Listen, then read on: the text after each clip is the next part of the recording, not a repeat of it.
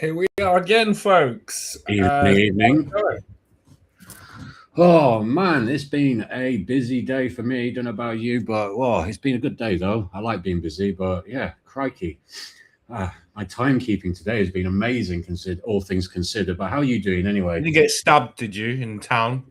No, I had to keep my eyes peeled. Covent Garden breaking news-ish a few hours ago now, I suppose. But yeah, a woman this time as well. The streets are not safe, as the woman on the intro was saying, but also not from women either, from women. I think they were all men that were stabbed as well, if I read correctly. I noticed that. Yeah, but it's not what you think, actually. So I mean, obviously, I assumed, the worst, and obviously it's pretty terrible. No one was killed, but apparently not, literally not terror related, literally. And I'm not just bullshitting like the clown Keystone cops usually do, but some sort of schizo crackhead white middle-aged woman, right? You seen it? So I didn't get a chance. So yeah, I checked it out. Yeah. Apparently, she's known in the local area. She's known for going around barefoot. I'll give you an indication of what kind of lady that might be. Barefoot ladies, not Cinderella, though. Despite what Cinderella. Yeah, so okay. Yeah, Cinderella, barefoot, right? She barefoot. Yeah, I mean, not hair though. It's not hair. It's crackhead Cinderella. But the thing is, even though it's not kind of a usual suspect, it's still indicative of the state of the decay of our society still in this country, isn't it? I mean, Khan's coming out repeating the same old mantra that this is the safest. What did you say? The safest city in Europe? I think that's what he claims, isn't it? Despite all these low bar. But I mean, it's obviously insane bullshit because Eastern Europe. I mean, does he not count Eastern Europe as part of Europe? Well, no, exactly. Look at Poland. Look at Hungary. Come on. It may be the safest city in Western Europe, but it's very low bar these days. There's no accolade. Well, he has to sort of hang on to something, doesn't he? I mean, that's Siddharth Khan who said that.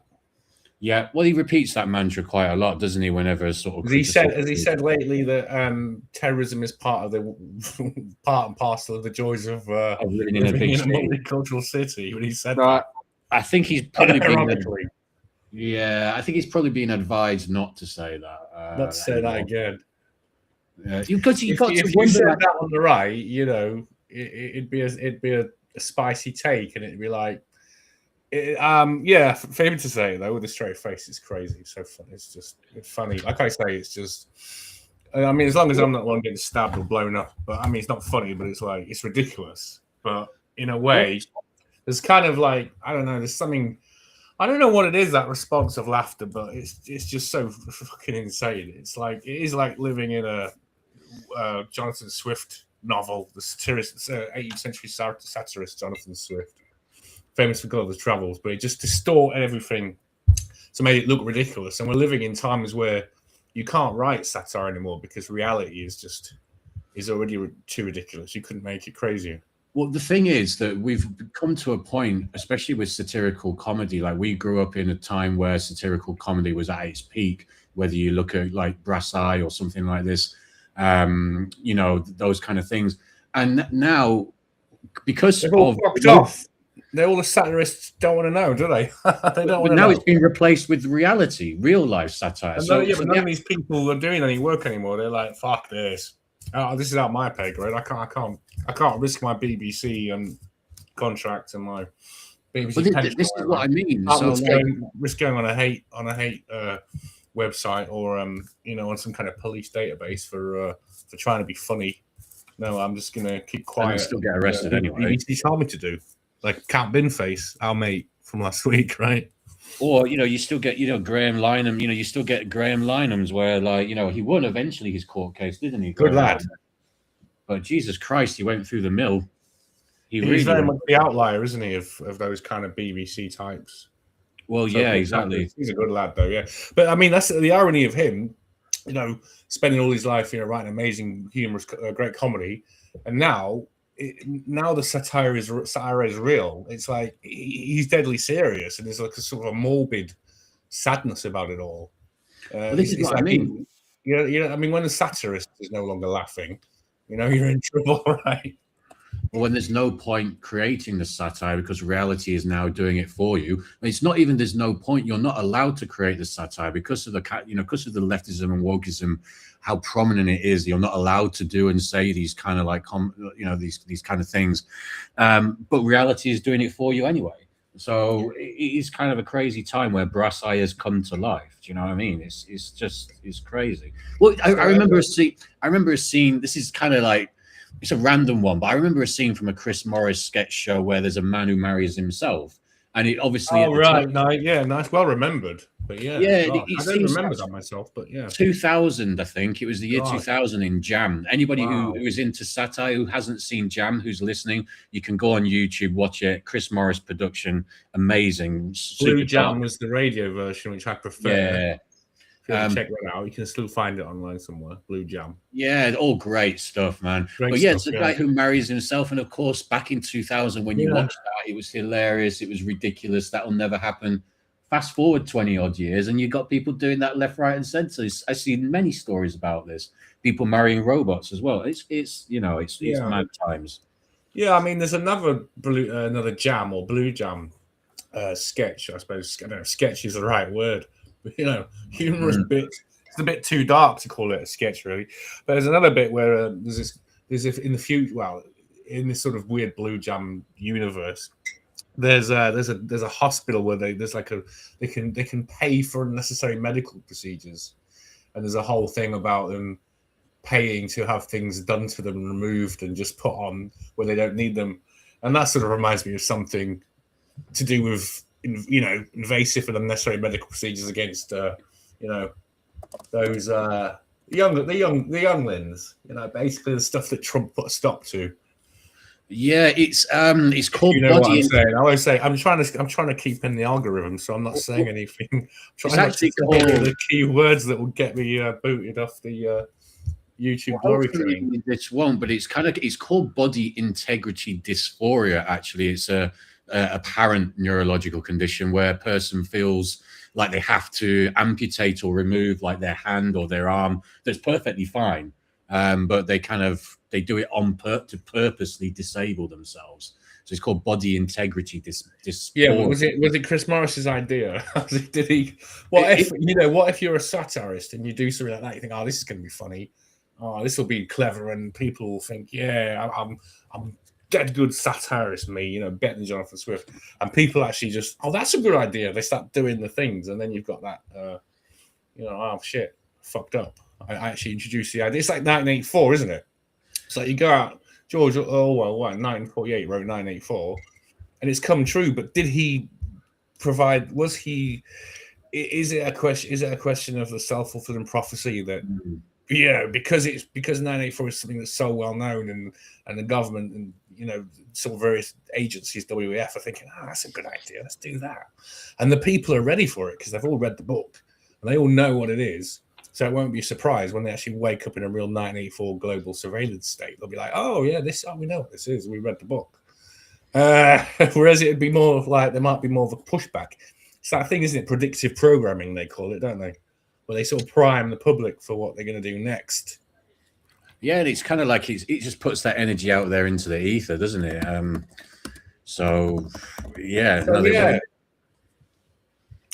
Anyway, them victims. I was just looking at that thing. The 4 victims of the stabbing in Covent Garden, age 34, 39, 42, and 52. And if they'll be in the national lottery bonus, one of those will be the national lottery numbers or something like that. But yeah, that's a little a weird tip one. for everyone there.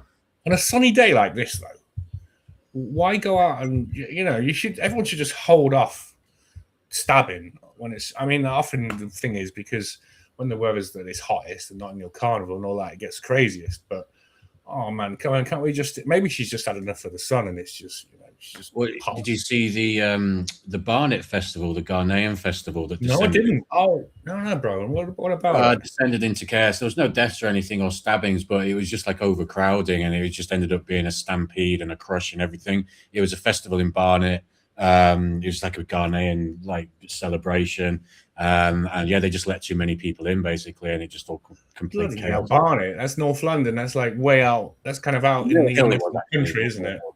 At the least, surely one of the least, dangerous places you could be. But even then, they've managed to make it dangerous, right? By having a festival.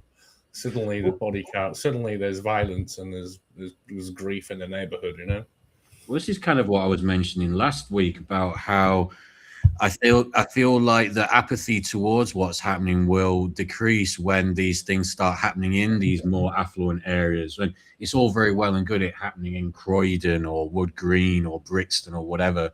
But then if it starts happening in like a Kensington, a Mayfair and all this, maybe people will actually start to change their opinions. Well, those places already have really high crime. I mean, I did mention how like about a few months ago or so in down the old Brompton Road near literally South Kensington. Like I saw a Chinese guy get his expensive watch robbed off his wrist, and he was so surprised. He was like, "This man, poor fucking guy." It must have been an excuse. Oh no, that F-bomb has just killed the algorithm. I mean, that guy was so surprised. This rich Chinese possible millionaire or whatever, and this is probably his first time in London. And I remember the surprise on his face. I thought, "Oh, this is your first time, isn't it, mate?" But yeah, I mean, these rich places are probably I don't think they're any safe. I think there's a point at which it doesn't matter how rich you are, really, does it, or how wealthy you are. Ultimately, you're just as unrepresented, and if you as the rest of us, you're in the same boat. And I suppose they probably don't do too much about it. They don't mouth off because a lot of people who are connected to wealth, especially celebrities and stuff, there's a lot hanging on that. There's a lot of things they have to do to maintain that balance, that sort of path of wealth and success. And if they start saying the wrong thing, they'll alienate their friends or families, and then who knows what. Maybe they're Freemasons as well. Most likely they are. And the Masons are taught not to have this sort of, they judge I mean, I know about this because I was sort of trained by Freemasons and then he became a Freemason in the Illuminati. And what they believe is that the way they do it, so that you don't draw any conclusions about things and say the wrong thing, is because you have to, the Freemasons, they look at everyone case by case, which might sound nice. And it's fair enough. I mean, you give everyone a chance, but ultimately you're not allowed to, sort of draw conclusions about certain behaviors by certain people and, this, that, and the other. And you're certainly not allowed to talk about the replacement agenda that's going on. So these people as well, and also because they're professionals, presumably, and they have a whole raft of sort of inner coaching and sort of minor mind control. So I think these rich, the so-called rich, they'll never rise up and help the team GB, if you know what I mean. No. I mean, like, and also a lot of the people who share these kind of like leftist opinions are like a middle class who are ostensibly okay. I mean, it's kind of like, it's kind of like the realm of the working class now who are really sort of like the only sort of chance of rising up. And like, we've seen that's what George Orwell said. That's just what Orwell said in 1984. And it's oh, sorry, I was just going to say we've seen it fleetingly. When we had the riots. How the Lucy Connolly times, was that 2 years ago now? Was that a couple of years ago? Time perception is so bad these days. But yeah, we saw that fleetingly what is possible, and subsequent to that, this is why we get these carefully worded statements that we commented on before, and why we have white British man is responsible if just when a crime is committed, just to make sure nobody runs out onto the street, because low key they are terrified of an uprising. Didn't they call that lunatic a Welsh choir boy or something? Oh my god, yeah. What's his name? Flipping hell is his name? I haven't stayed up learning that name. Razan Sklataglan, whatever his name is. What's his name? You know what I'm talking about? Axel someone, wasn't it? Axel Rastelbran or whatever he is, Yeah, Welsh choir boy. Welsh. But yeah. So George Orwell, if there's any hope, it lies in the working classes. So you read that, 1984. I mean, you read it. I've read it years and years. It was one of the first major books that I read as a kid, but I never reread it as an adult. So probably when I was about 9 or 10, I read it. So they escape from the surveillance in the sort of working class ghetto, and Winston Smith character is sort of entranced by the cockney warbling of the sort of charwoman, washwoman outside, and he sort of muses to himself that if there's any hope, it's in the working classes, because although they're ignorant, they actually but the problem is with the working classes, they don't care about anything else except sort of trivial entertainments that are offered by the state, which is hopefully that isn't the case, because things have got to change, and they will stop voting Conservative Labour, but that's the idea. But as for the rich, I think there's no help from that quarter. They're all sort of too busy self-serving, looking after their own interests. I mean, trivial entertainment as well definitely applies to what we see nowadays. I mean, just go to any train station, tubes, just go out in public, and people are constantly looking down at their trivial entertainment in their hands all the time. It's mad, isn't it? It's absolutely so. Phone zombies. I feel like being a sort of urban Gurdjieff and sort of nicking their phone, just going out there and doing a sort of just see how many phones I can easily nick every day. I remember this reminds me of a conversation I had with a guy on a bus. And we were just looking, when you sit next to someone, you click and you sort of think, oh, this guy knows what's going on. And you start roasting, you're not roasting everyone, but we're kind of roasting the people around in a low key manner who are all on their phones. And we were saying, I said to him, it'd be so easy just to nick these people's wallets, if you're a thief. And I said, thank God I'm not that way inclined. But because people have got such low environmental awareness. Oh, 100%. And spatial awareness. It's worse than ever now. It's worse than it gets. You'd think that humanity would develop it as a survival skill in the urban environment, but somehow they don't. They get worse. Not fully stupider. But what, and I know we'll talk a bit more about this later, but what always sort of baffled me about women making complaints about how dangerous it is the sheer amount of them that you see walking around town or the city centre at night, in parks at night, with their headphones on. This always baffles me. How I don't do that because I'm worried about something happening. And statistically, let's face it, as a bloke, something is more likely to happen to you. I mean, obviously there's a sexual assault. Not you, bro. I've seen you. You go to the gym, bro. You're massive. You'll be all right. Well, at least I try. I try and be less of a target sort of thing. But it always how can you be crowing on about so much about how it's so dangerous for women these days? Yeah, 3/4 of you, if not more, walk around with your headphones on all the time. Fuck's sake, man. But you know what? You get the excuses. Well, they'll say, "Oh yeah, but I've got I look around a lot. I'm aware of my surroundings." But you can't see behind you. And you're doing it at night. You wouldn't walk around blind. I don't know, man. Is it really worth it just because you want to listen to Beyonce for a bit or whatever? Do you know what I mean? It's like You see that on my intro video I made. That woman waving in the barbarous hordes in sweaters. That's exactly it. This is what I mean. They will say that's exactly what it's like. I mean, they will say that, and they're not only the headphone thing. Yes, they will vote for policies that enable their endangerment, basically, and amplify their endangerment. It's madness. Yeah, it's because women have got a sort of surfeit. They've got an overdose of compassion. And I believe even they've got more compassion than they have sense of right and wrong. What was the word? Sorry, you just said. What was the word you just said? Sorry. Compassion, bro. Compassion. No, surfeit means too much. Oh, surfeit. Okay. Yeah. And that's probably why the Greeks chose not to enfranchise them necessarily in the electoral process, and why historically. I'm not getting into that one, but you do have to wonder why, why these women, so many of them, we wouldn't have any of the problems we're having if we weren't divided in our own countries, and not just in our country, but all over in the whole of the West. In the US, there's this just horrible divide between so-called left and right, and this, like I say, this suicidal empathy, where these women have more of a sense of giving and compassion, of course, because that's essential. That's something that, as a mother, that the mother needs. And you even see this in nature. I sometimes watch these cute videos of, this mother sort of instinct in animals, where an animal will even adopt a creature that's not its own species just because it's got a surfeit of compassion, right?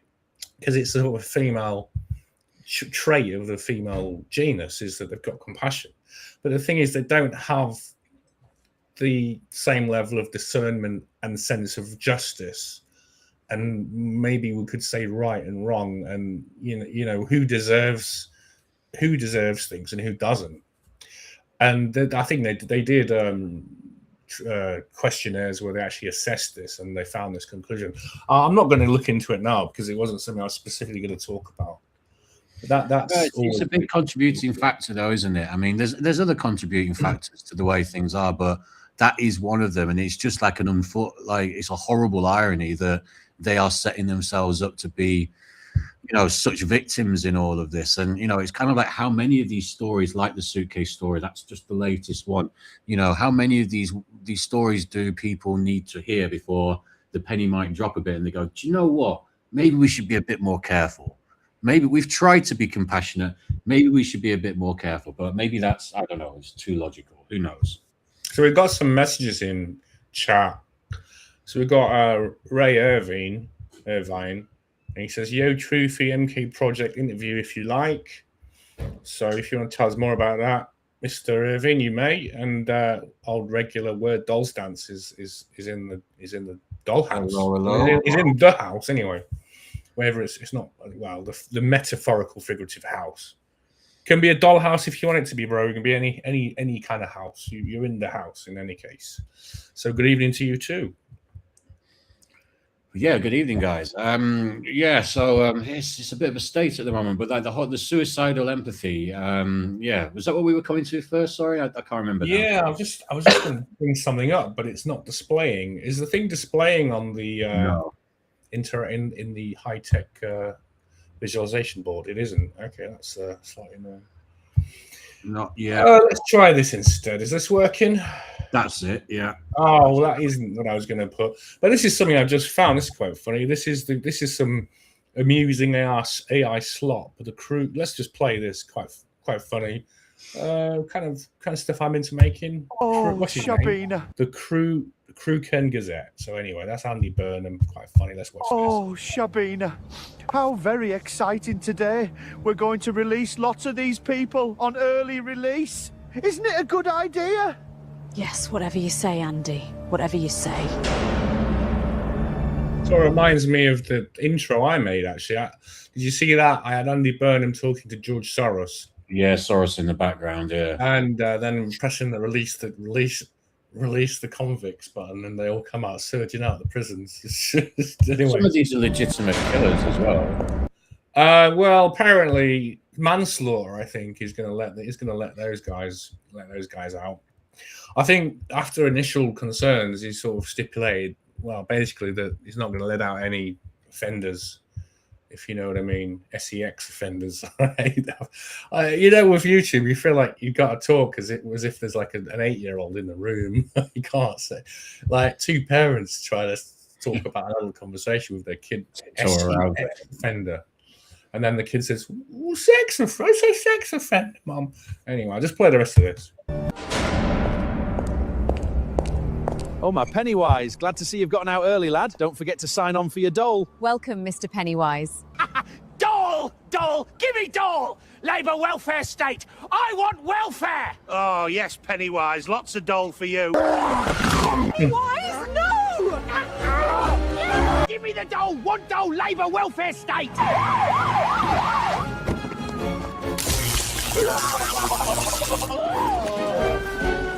Time to send this clown back to the circus. We don't need any more Labour early release freaks harming this community. Oh, Keema, you were right. I was wrong. I'm so sorry.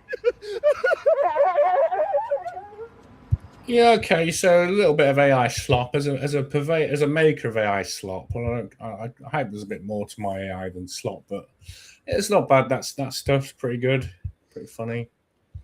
I noticed that there was what were they trying to walk back? The Conservatives were trying to walk back. Oh no, it was actually something about the climate. So ignore me, forget that one. I thought it was something else. Never mind. But yeah, so it's a little bit spitting imagey, isn't it? In a way, some of the AI slop stuff. Okay, so this is sharing now. So this is the kind of theme of suicidal empathy. Oh no, I said the S word now. I've had it now, haven't I? We're good, man. We're good, man. I think it's more. Anyway, I think we can get away with a few words here and there. I think we're all right. Yeah. I know for sure that when I played them spicy videos, then we created our viewing for that week was gone into the. I don't think it's so much building up, and then we crashed because I played that It video about the what's his name, about the gender confused person. And I don't think it's so much kind of like I think like just standard swear words are all right. I mean, I know plenty of people who've got like tens of thousands of subs and they do all right and they swear all the time. Yeah, but yeah, like you're saying, it may just be certain subject matters. It's probably the combination of fat things that we talk about and the swear words. You just don't know. Great question of the straw that breaks the camel's back. You're allowed so much. You're allowed to get away with so much, but so you got to moderate. You got to like, what do you not talk about? What do you not say? But anyway, this one about suicidal empathy. This is quite funny. I read about Silas Alex Jones' X account. Spanish. This is quite funny actually. Spanish elect. Well, no, I shouldn't. It's not funny, of course. But I mean funny, ironic. And I kind of do mean funny, like we're living in a real living satire. Yeah, it's another. I just read it now. It's just it's just an example. So I fact checked this though. A Spanish elected council leader from the Socialist Party who supports open borders visited a kebab shop to show his support for the Moroccan Muslim invasion. Got beaten up when they learned he was gay. Left has so he's just. Well, I mean, listen, I'm laughing. I don't know why. I think laughter is an instinct of self-preservation, but isn't it? We could say in Alanis Morissette, isn't it ironic? Isn't it ironic? That's all kicking off. I don't know. Yeah.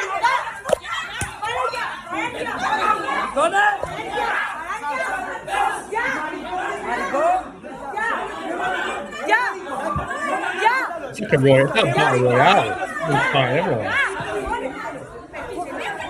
Yeah, you wind up and go. So has he then come out and commented subsequent to this? Has he changed his mind? Has he like what's his opinion on what happened? This guy.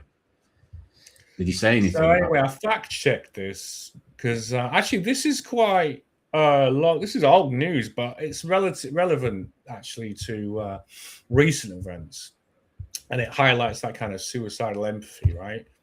So is that showing there? Oh, that is okay. That's good. Yeah. So I thought I fact checked this because I thought, yeah, go on, AJ. I better check what you're saying because you do say some bollocks sometimes. So Victor Sayers, he's a PSOE, was a party socialist councillor in Spain, and apparently he ordered food, then asked to use the bathroom. The staff said it was locked. Apparently, a female worker mocked him with gestures he took as homophobic. He asked for a complaints form. Yeah, he carried out, and then he ended up getting carted out. Knocked out. Anyway, so he had a carrot. I know why I find that so funny. That bit just strikes me as being really funny that he asked for a complaint. Just oh mate, I don't know. Yeah. Oh dear. But it's just how they live in that different world, isn't it? It's like they don't, you know, oh, you don't. What do you mean you don't have a complaints form? You know, where's the complaints form? These guys could probably hardly speak right English. You know why they have a complaints form for you? You know. Anyway. So you reported as a homophobic. Just anyway. I mean, it's just so. I shouldn't say funny, but it's a bit ironic. Don't you think? It's a little too ironic Muslims as well. You what? I said Pakistani Muslims as well. Apparently, according to this. Yeah. But anyway, this was way back in the day. This was in the day last year. So that was, I don't know why I only saw that recently on Alex Jones, but he sort of gets to these things quite late, doesn't he? Sometimes. So yeah, the other thing is the horrible, tragic handbag. Woman goes on a holiday, ends up in a suitcase. She packs her bag. She ends up in a bag. I mean, it's pretty awful. Yeah, did you hear about that story? So yeah, it was a Scottish lady, wasn't it? And I can't remember how she'd come into contact with this guy. It was what was how did they originally meet? Sorry, did she work? She worked with refugees or something like this. Yeah, she was a pro-refugee. She was she was apparently a Christian. Presumably one of those Church of England do-gooder type of Christians. But she, as a Christian, she thought it would be good for Christianity to presumably have loads of Muslims in the country. Don't know why. You see, that's the problem. And she didn't listen to Jesus, who said, be gentle as doves, but smart as serpents. So she's just, unfortunately, won a Darwin Award by, So anyway, I'll just post up the story here. And just have to do a little bit of switching. Yeah, I mean, did you hear anything about it then? Well, I just feel like yeah, she actually had traveled over to he had traveled over to Greece from Iran, I think, hadn't he? And he was in a refugee camp himself, and I think he was just somebody who she was trying to help out. And I don't really know too much about the rest of it. Yeah, you knew he was a boxer, though. You mentioned he was a boxer. Yeah. I don't know how they kind of I don't know, were they having a relationship or something, or I don't know. Oh, hang on, were they hang on a second. I'm just looking at a story here. It said that he traveled to Greece via Iran, where he's met his wife and converted to Christianity. So hang on a second, were they married? Or is this a different person? Sorry. Okay, so she previously lived and worked in the US. She was a long-time member of the City on a Hill Church in Edinburgh for 20 years. She was described by her pastor as having strong passion for missions and helping people worldwide. So she was characterized as a devout Christian. She assisted vulnerable groups. So she supported refugees, migrants, homeless people, and abused women through volunteering. She traveled regularly to Greece over a 7-year period to volunteer with NGOs. Now, we know what that means. That means the people who are involved in replacing our population with these golems, with these Middle East golems who will do the job of terrorizing us and ultimately outbreeding us. So that's what she's involved with.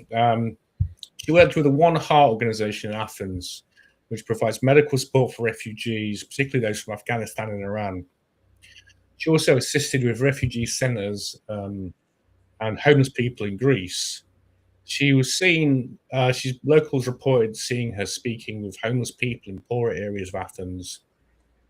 She'd done similar work, including assisting Syrian refugees in the Kurdistan region. Friends and reports described her as calm, giving, non-confrontational, blah, blah, blah, blah, blah. Body was found in a suitcase in an abandoned building in Athens. 18th of July 2026, 26-year-old Afghan male was arrested and charged in connection with the case. He confessed to aspects of the incidents, used her bank cards, being linked via an investigation, including CCTV. So some reports suggest a possible connection through a volunteer work in the area. As to whether they were married, I have no idea. I'll just ask Grok if there's an update about this. Yeah, I mean, so basically, yeah, the Afghan boxer guy was married to someone else, obviously, and I'm not sure. I think he was annoyed. He thought I heard that he thought she was trying to convert have them to Christianity. That's what I heard. Is the reaction was because they claimed she was trying to convert them to Christianity. So naturally, you kill them and put them in a suitcase. Isn't that? Isn't that what you do? As it is, that's what you do if you don't have any ability to have an intellectual conversation and just let people do, think what they want. I mean, also, this guy's from where? The guy's from Afghanistan, right? So this is like, it's not really reasonable to expect people like, or foreign races from places like, foreign men, women from places like Afghanistan to have any kind of like loyalty to your own, or any kind of thing that you like, Christianity, or any kind of like system you want to put into place. Because also you're talking about dealing with people who are from statistically quite low IQ countries as well. So this is a tricky endeavor. This is not an advisable endeavor to try and convert people who come. Well, I suppose it's what happens when you've got a religion where you're permanently mind controlled into this delusional or spiritual twilight zone that doesn't even exist. I'm not saying spirituality doesn't exist, but their version of it is just complete nonsense. And just, I mean, the stuff that they believe, because I've worked in the Arab world a lot, and for instance, there's I remember one conversation with a sort of colleague, a Muslim Arab, was he believed, he said, when Neil Armstrong went to the moon, he heard the adhan, he heard the call to prayer. And they believe stuff like that. And at the time, I was like, really? But I thought, because I, as a sort of Western male with, moderate amount of learning, I'll if someone says something like that, I'll be like, okay, so you've obviously investigated what you're going to tell me. You've thought about it and you've looked it up. And so I assume that you know what you're talking about. So when someone says Neil Armstrong heard the call to prayer on the moon, I'm like, oh, really? Oh, and in my inner mind thought bubble, I'm thinking, okay, this guy must know something I don't. But that's the wrong way to deal with these people. The right way is to think they're just talking bollocks and they have no idea what anything is all about. They're just half mad. So, as the case with their reaction to apparently that this woman Elizabeth Jane Ross may have been obliquely talking about the benefits of Christianity to this boxer's wife, fiance, partner, whatever, and it made him quite unreasononly kill her, presumably chop her up and stick her in a suitcase. I mean, so you say he faces people who think that's a way to go about business, He says he faces charges of manslaughter. So are they trying to intimate that this is kind of like an accident and then he's tried to cover it up, something like this? Because, I mean, I thought tripped and fell into the suitcase, which closed and zipped itself up. And then I happened to just be carrying. Where was he? So how did they? Hang on a second. Oh, they came across the suitcase in an abandoned property. Not trying very hard, really, there. I think it was found by some children or something, even pretty nasty. Jesus Christ. It's pretty bad, yeah. I mean, that's what I think, yeah. So, I mean, look, she looks like, she's trying hard to be a nice person, but the thing is, she's obviously like they're trying too hard and not using enough of the grey matter to actually figure out that if you really want to be nice, you actually have to use your brain. Even Jesus said that. Don't be a sucker, don't be a dick. Just be nice, but use your brain.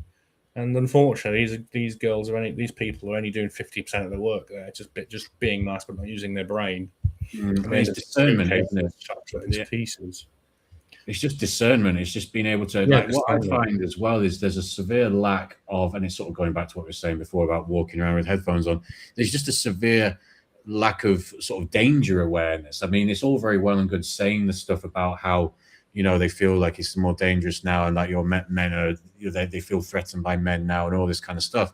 But I mean, if you don't like actually practice it, like if you're going out and you've just got no sensory awareness, no spatial awareness or anything like that, no danger aware. Like I see people in the street, and the amount of times that I nearly see people get run over in the street again because they're on their phone. People have like severely reduced sort of danger sensitivities now. They are completely unaware half the time, or if not more than half the time, of what the hell is going around them all the time. And yeah, it's sort of baffling to me. I'm on kind of the opposite way. I really can't walk around town. If I have to look at my phone, it's because I really have to look. Maybe I have to use maps briefly for something. Maybe someone calls me. I remember, did I tell you the story about when you called me? I was in the middle of Wood Green. It was just before a show. This is probably last summer. And I took my phone out, which is one of the very rare times that I took my phone out in the middle of Wood Green High Street.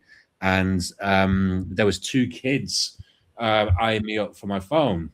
And then they rode past me, and then they spotted a larger man leaning against a lamppost just up the road. And I heard them say to each other, no, let's go for the fat guy. They're slow and stupid. And off they went to try and get him. And I didn't see what happened because I had to pop into a shop after we finished. Back in the day, you give them a clip around the ear hole. I know when I grew up as a kid, you didn't mess around with people who were older and bigger than you, even if they, they just didn't have to look big. If they're older than you, they had a right to give you a smack around the head. It was the unwritten rule, right? That if you effed around in the street and an adult saw you, you would find out with a clip around the ear hole, right? Yeah, but no, that guy would definitely be in prison if they did that. Can you imagine? Yeah, they were literally like they'd literally be put in prison. Like you could genuinely be put in prison. They'd be on an offenders register and all sorts. If you tried to do that, but they kind of got out a knife and threatened you, you would probably go to like, say for example, if you did give them a clip, if you did like smack one of them, and let's say they got a knife out and threatened you, and then the police came along, you'd be arrested. Like, let's just say that scenario played out where you gave someone a clip, they got a knife out and threatened you with the knife to do something. But at that point, the police came along, they would arrest you, not the person with the knife. Yeah. Okay, so I'm just going to switch over to. I've got Paul Joseph Watson here somewhere. That's a name I've not heard of. Bear with, he does a 3-minute bit on the poor Scottish woman in the suitcase. So just bear with.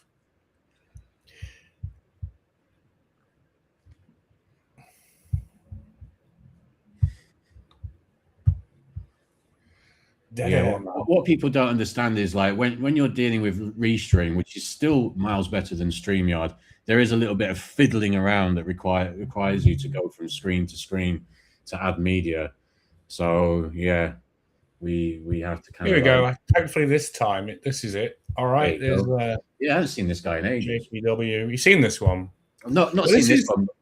Yeah, this has got a lot of the information that we were lacking. So shocking new details have emerged in the case I covered yesterday concerning Elizabeth Jane Ross. Ross was murdered in Greece with her killer dumping her body inside a suitcase. If you missed yesterday's video, please watch it. It's linked down below. Ross travelled across the world working for NGOs, making migrants and refugees feel welcome, only to end up being killed by one. Now we learn the prime suspect who paid people smugglers in 2016 to try to enter Britain illegally on a boat wasn't just your garden variety Afghan migrant. Having travelled through Pakistan, Iran and Turkey before arriving on the island of Lesbos on a small boat on his 3rd attempt, 26-year-old Sharif Ahmadzai actually ran a... You see that guy, right?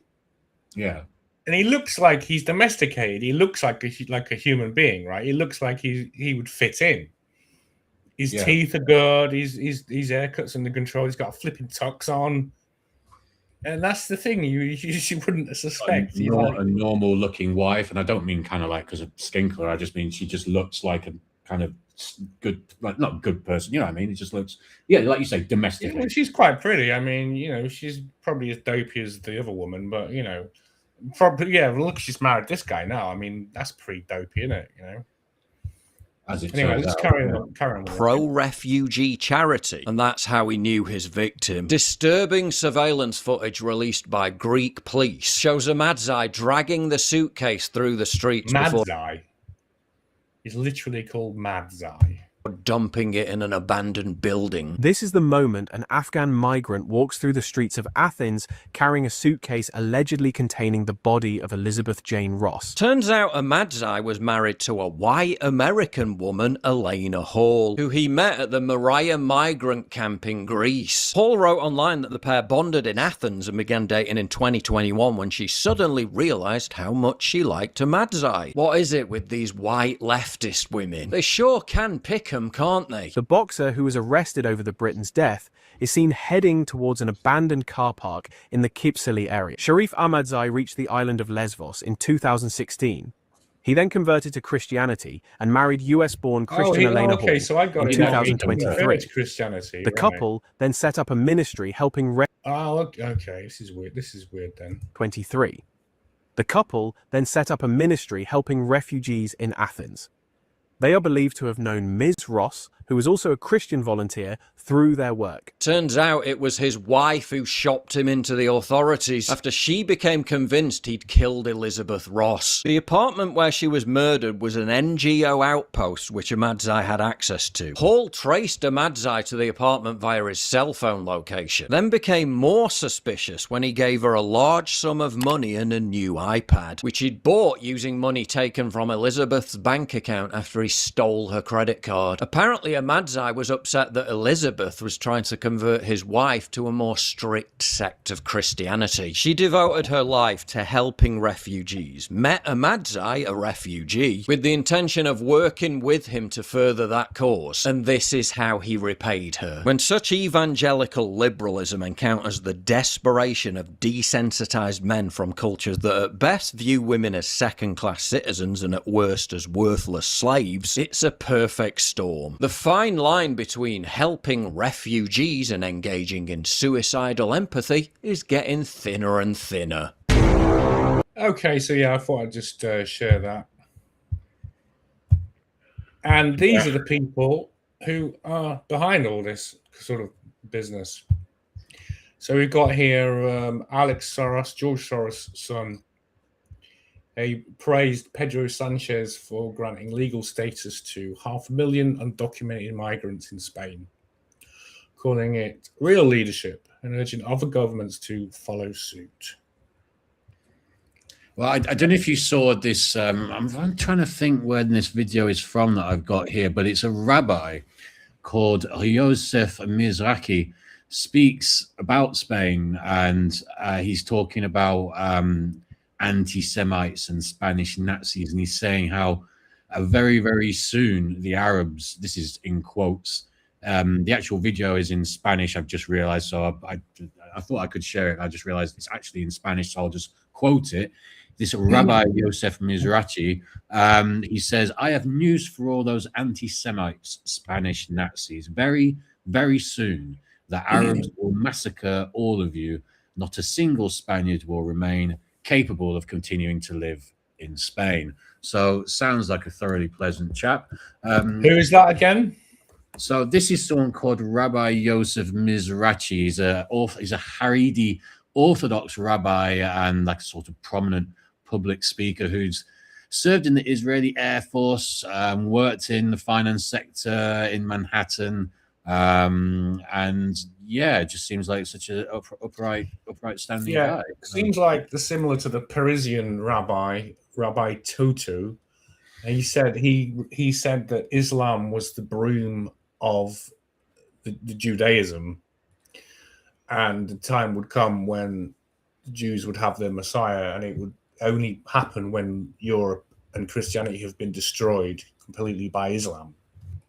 Just look at this guy, and that's from the horse's mouth, if you want to say that. I mean, we had this with Barbara Lerner Spectre.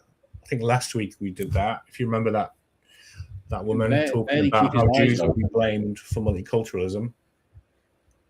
Look, that's in there. He's speaking in Spanish. He can barely keep his eyes open. Look at him, weirdo.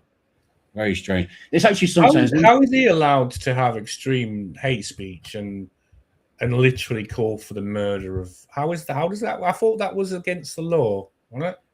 Well, I've seen lots of white people go to prison for much less for not even saying that. Well, some animals are more equal than others. The kind of things he's saying, and they're in giving custodial sentences. How does that work? There's an interesting. What did you say the name of the other That's rabbi? him. That's the one. Tutu, yeah, or Tutu. Twatu, or whatever. Twatu. The Jewish Messiah will only appear once Europe and Christianity is totally destroyed. So I ask you, is it good news that Islam invades Europe? It is excellent news. Yeah. Islam is the broom of Israel. We're only reporting on what these people are saying and doing. I mean, the thing is, that's all we're doing here. We're just reporting on what they're doing. Reporting the truth, and it's shocking sometimes. And here we go. Hey, dear, yeah, nice. But I mean, in terms of that, because obviously you lived in Morocco for a long time, and you told me that I knew obviously you lived in Morocco, but for a number of years, but I didn't realize you lived in both Quetta and what was the other place? Sorry. No, I didn't live in Quetta. No, I visited Quetta and I visited Melilla. Okay. Yeah. So I was in. There's this guy called the Reverend Simon Sideways. Have you heard of him? Did you say Simon Sideways? Well, obviously not. So yeah, he's good. He's a YouTuber. He's not been very active lately. He drives a truck. He used to be Tommy Robinson's bodyguard, but he's a good lad. You know, he's a good lad. He's a commentator. He knows about he calls the people who are doing it to us the 4x2s because it's rhyming slang. Calls them planks of wood. Anyway, you know, we all have our adoptive methods of getting around censorship or whatever. But he recently went to Turkey, and he's not in favor. His idea of Islam is what he sees in the newspapers in terms of the police reports, and what you've reported, what we've been talking about, the kind of things that we often find them doing. But he went to Turkey recently, and he absolutely flipping loved it. And he was surprised. He was surprised at how nice Turkish Muslims are. And it's been my same experience of the Arab world, I'll be honest with you, and Islam. Turkey. I've lived in many, many, many Arab countries. From Morocco, Egypt, Oman, UAE. Lived in Turkey, and I've loved it. It's been ace, and the people have been pretty great. It's been awesome. Because the thing is, they behave themselves. Because, like the UAE, for instance, they have Sharia law there, but from what I observed, Sharia law means terrorists are executed, not like in our country where they're angling for their release or they're trying to make excuses for them, and the Keystone cops are flapping around in clown makeup, you know, not knowing what's going on and don't jump to any conclusions and all this. Oh, we're not terror related, except it is. But in these countries, there's no fucking around. You know, these people will be put to death, and there's far more. I think probably there's far more anti-terrorist and more effective legislation and activity in these countries than our own country. You remember that sheikh in the UAE who actually lamented on how Europe is full of Islamic extremists. Yeah, this is the Gulf, and these are the people we think are the extremists, but they're not. We're the ones who are full of extremists, not these countries, because these countries don't deal with it. They want to keep their country. They want to keep their country stable. They don't want to have terrorists running around everywhere. So they sort them out. Well, yeah, Turkey, and so am I. So yeah, we're talking about Quetta. I mean, when I was there, I wish I'd videoed it, but I'd have probably been arrested. But it was literally like World War Z. I mentioned it last week. It was hilarious. It was like because there's like a causeway. There's like a thin no man's land. There's a road and there's a path, and they're separated with like sort of wire. And these a load of North Africans and Sub-Saharan Africans had sort of made it onto the road, and they were just piling up against the border control barriers. And the only thing stopping them was a horde of Moroccan police who didn't want them to slip into Spain on their watch, and they were battering them, and it was hilarious. It was right proper Barney, you know. But it was like a zombie movie. It was like being first time in my life. I was like, you know, real life zombie movie. It was like a horde of about 200 of these men that being battled, by a sort of Zulu, like Zulu movie. It was like, don't batter them until you see the whites of their eyes. There was about 20 of these cops sort of holding the fort against 200 of these, sort of no good uns, But yeah, as for Melilla, it's a lot quieter because it's near the Libyan border, so you don't. But on the subject of Melilla, I want to mention this thing here. The Melilla. This is quite. I mean, I say this is funny. When I use the word funny, it's not sharing. What? Hang on, I got to try and share this. Wait a minute. Right. Do you want to fill for a minute? I mean, I know that there was a similar thing that happened in 2021, wasn't there? There was about like 10,000 or so migrants crossing from Morocco into Quetta, I think, wasn't it? In a couple of days after Moroccan border controls were relaxed because there was a dispute going on, wasn't there? Sort of like a diplomatic dispute going on. Well, you weren't there around that time, were you? You were there way before that, I think, wasn't it? Yeah, it was before that. Yeah.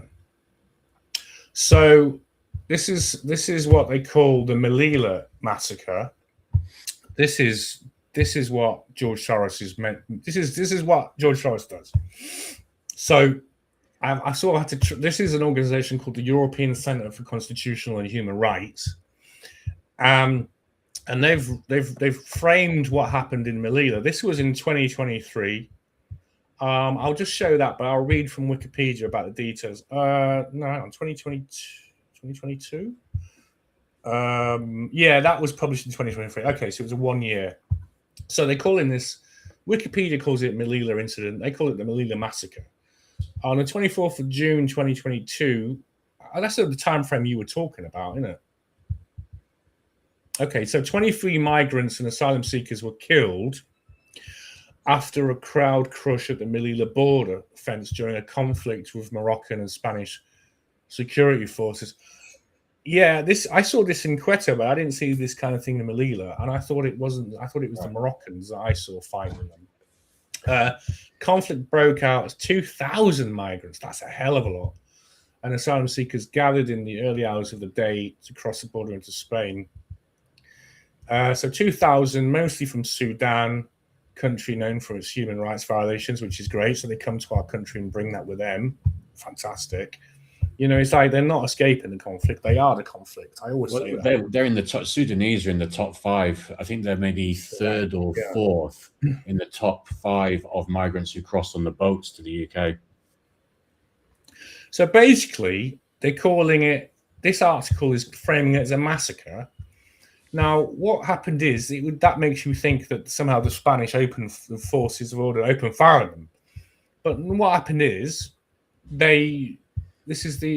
some migrants and asylum seekers forced open a gate after reaching the border crossing, while others tried to climb over the border fence. After climbing the fence, many people got stuck in courtyards with turnstile doors that could not be opened from the inside. The area quickly got overcrowded, causing people to trample over each other. So what really happened is it isn't a massacre. It wasn't that the Spanish police did anything. Merely these just not the F-bomb. Okay, these idiots basically just trampled each other to death. These human zombies just swarming and killing each other. So it was all completely self-inflicted. So why are they trying to? So this article here tries to somehow blame and frame this as the Spanish authorities' fault for having borders, right? So borders kill people, right? Fences and gates kill people. The Melilla massacre, a year without justice, and we'll look more about this ECCHR. 1 year since the serious human rights violations perpetrated by the Spanish Moroccan states. Well, what did they do?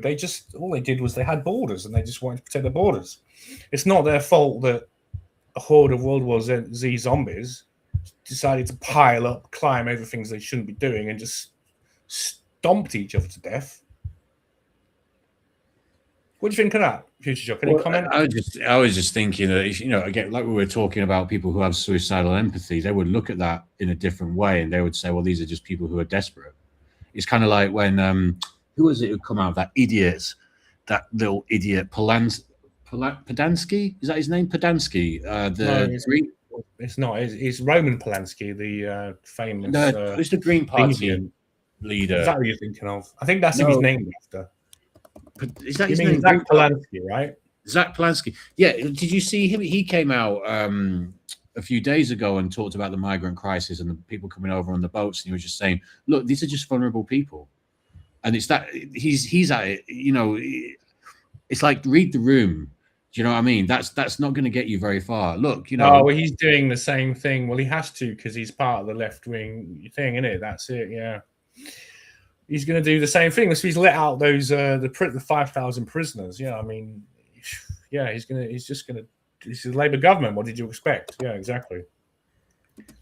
So anyway, they're framing this Melilla massacre, which was basically people who effed around, found out, and stomped each other to death. But somehow they're turning this. It's been reframed as the Spanish Moroccan authorities' fault. Because they were apparently illegally pushed back and prevented from exercising their human right to claim asylum. Now, what's interesting about this is this ECCHR is I've got something about this. It's a European NGO, and it's connected. I did one search: European Centre for Constitutional Human Rights, European Centre for Constitutional and Human Rights. It's an independent, non-profit, legal and education NGO based in Berlin, founded by human rights lawyer Wolfgang Kalek. If you remember, Starmer was a human rights lawyer, wasn't he? Yeah. Also funded with other international lawyers. It works to enforce civil and human rights. So the focus areas, it uses focus areas. Apparently, it says here, Grok says it's going after war crimes, but then if we've seen that we've seen how they report the so-called how they reported in terms of a massacre, the fact that a load of Sudanese had tried to invade Spain and just stomped each other, that was called a massacre. So I wouldn't take anything that's written here seriously. Anyway, strategic legal cases under European international national law, legal intervention, leadership is, as I said, Wolfgang Kalek. What I immediately wondered if they were connected to Open Society Foundations, which is the thing that George Soros has spent his life building, and he's donated tens of billions of his own money into this. And yes, indeed, there are clear funding connections. So Grok tells me. I have no reason to disbelieve him. European Centre for Human Rights lists the Open Society Foundations among its donors and supporters on its website. Sorry? I was going to say you're back on good terms with Grok now for a bit, then, are you? Oh, no, well, I got pissed off with Grok today because I was pleasant, because back in the day last year when I started using these AI software, Grok would regularly update and you'd have new features and you'd be quite excited. And it was like, brilliant. Oh, wow, I can do this now. Oh, I can do 10-second long videos now. Oh, now I've got 720p. That's great. And then I saw today that it said 1080p. I was like, oh, wow, okay, not so bad, Grok. Now I can finally make videos in full HD. I clicked on it with the minds to make a full HD intro, only for it to say you need to upgrade to not only I've already got Super Grok. And I thought, well, I'm already on Super Grok. It turns out that there's a Super Grok Plus, and it's 80 quid, 70 quid a month. Bloody hell. And it's you still only get 1080. Yeah, these features used to be part of the thing of they'd update the features, and you're a happy customer. Now they just tease them at you, and then it's like locked behind a paywall if you want to. So yeah, so still annoyed with Grok. No, 80 quid. That's mad. I mean, at least when I'm paying 80 quid. Sorry? Yeah, I mean, what choice do I have? Grok is still the only, even though it's neutered and it's expensive now, it's still the easiest. It's still the best thing to use. The generations are quick. you get a video in like 30, 45 seconds is pretty good, isn't it? To be honest. Yeah, I mean, still with Runway, I would have to. I mean, I can do 4K, but like I do Kling Pro 4K, but each video will take like 7 or 8 minutes. Yeah, so it's long. But just the Polanski, just going back to the Polanski quote, because I was wanting to find the exact quote. He said a couple of days ago, "Very disappointing to see Burnham pledge to curb small boat crossings." I mean, even that alone is absolute madness.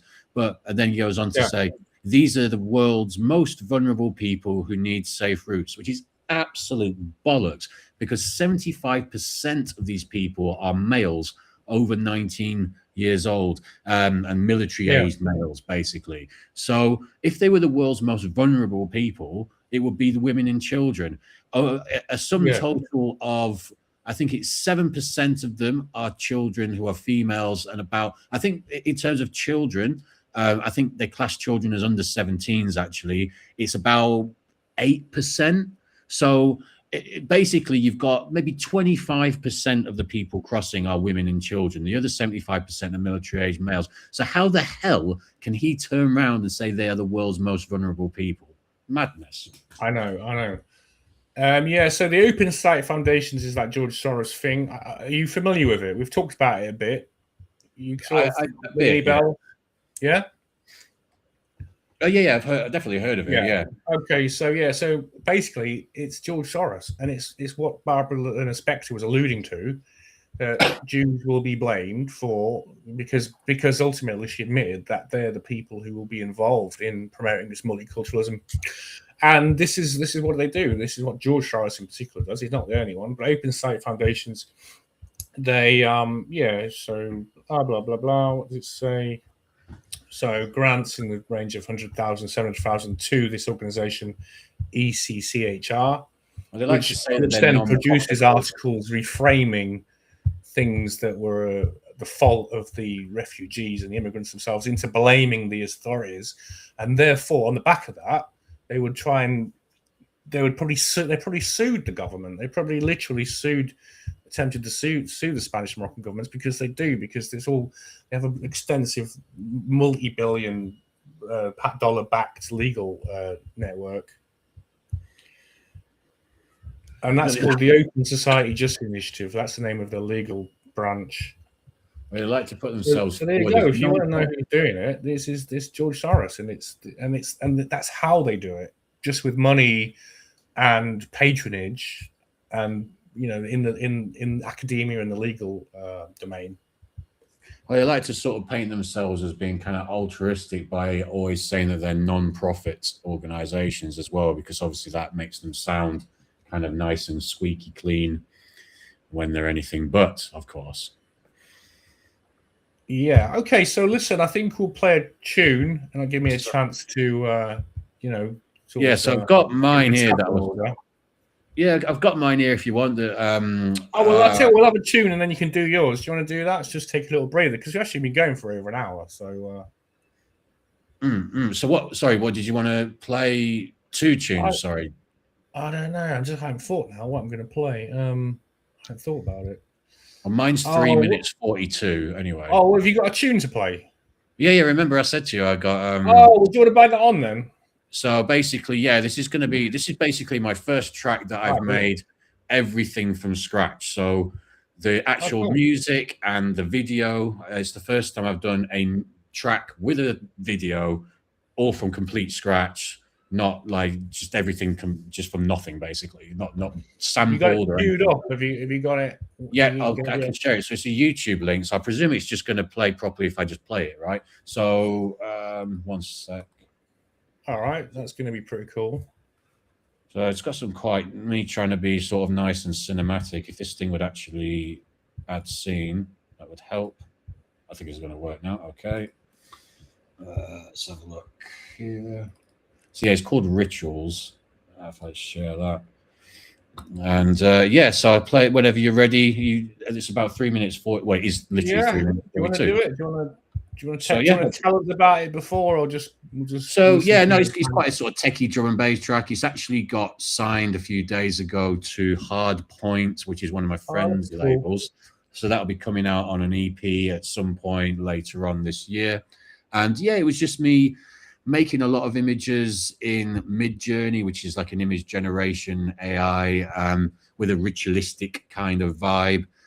Just trying to have some nice shots, nice sort of cinematic type shots, and try to sort of put it together. It's a bit montagey. It's got like lots of different kind of ritualistic scenes and stuff, kind of ancient times type vibe. So yeah, it's pretty cool. I'm pretty happy with it. And it's done quite well with the views and likes and stuff. So, nice. So yeah.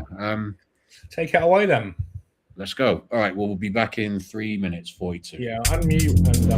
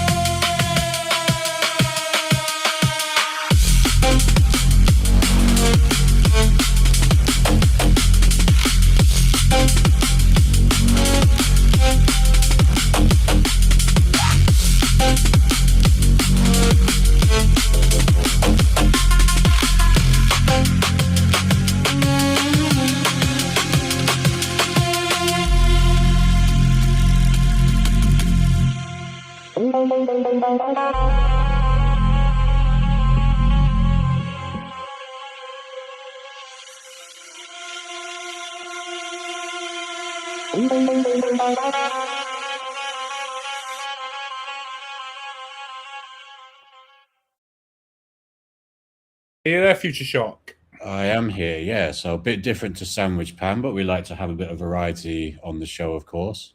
Spice of life. Yeah, and all you should that. have full screened it, bro. Sorry? It wasn't full screen. Shit, I should. Yeah, you're damn right. I should have fucking. Never mind. Next time. I've got a few of those. If anybody likes that sort of thing, head over to our little plug of my YouTube channel, Reality Generation Studios. You can see it kind of there in the thing. But yeah, so I've got a few more of those we'll be playing in the coming weeks. So yeah. All good. Okay, pretty good. It's nice when you've done something like you know yourself when you made a video and how much effort it takes to go into these AI videos.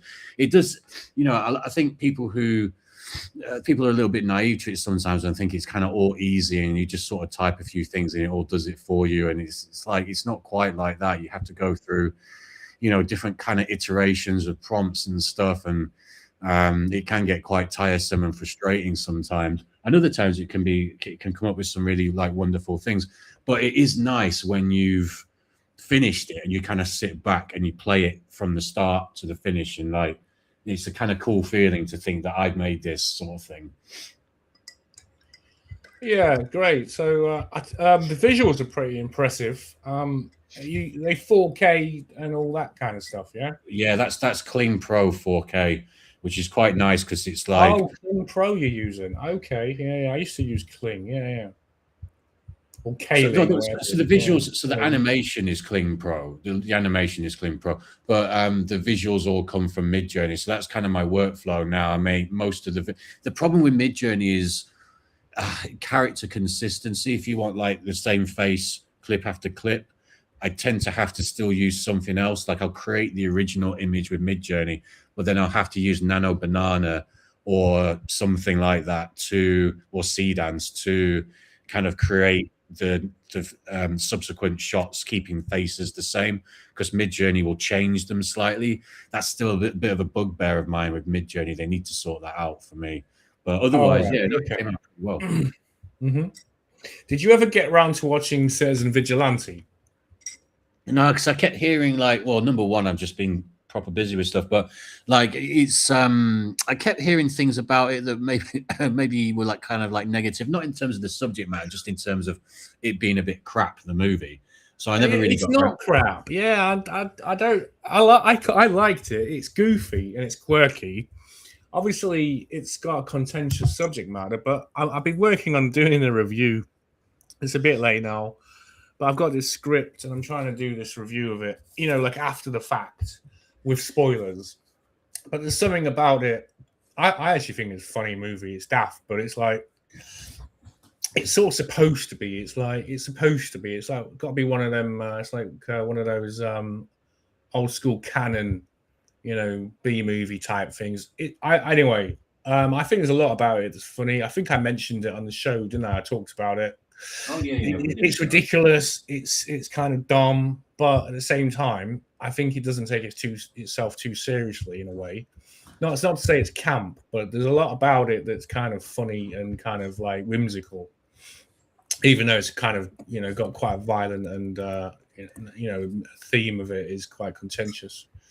But yeah, what I'm still curious about is I haven't made my mind up actually about it. Because if you look at it, I think I mentioned that Quiver Distribution was founded. Now, we know that Tommy Robinson kind of famously sort of shills for Israel and the sort of the Zio right. And they have an interest in sort of stoking up a kind of inter-ethnic battle. And like you quoted that rabbi, and I quoted that guy, Rabbi Tattoo, whatever his name is.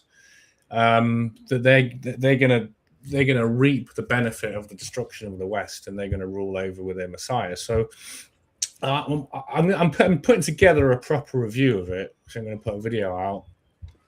But in the meantime, because we were talking about Soros and how the legal system has been co-opted to favour migrants and to give them lenient sentences, which is the Open Society Foundation, is exactly what they do. And they're working all over the West. I wanted to sort of mention this. Now, we mentioned last time how the Quiver production company, which basically financed and distributed the film. So they're more than Jews. They're Zionist Jews, and I mentioned how one of them is the co-chair of the Israel Overseas Committee, etc., etc. They made a Holocaust movie called The Luna's Vow. We mentioned that before. But what interests me is about that movie, Citizen Vigilante, it's the lie by omission. It's what you don't mention that is almost as bad as the outright lie, I think.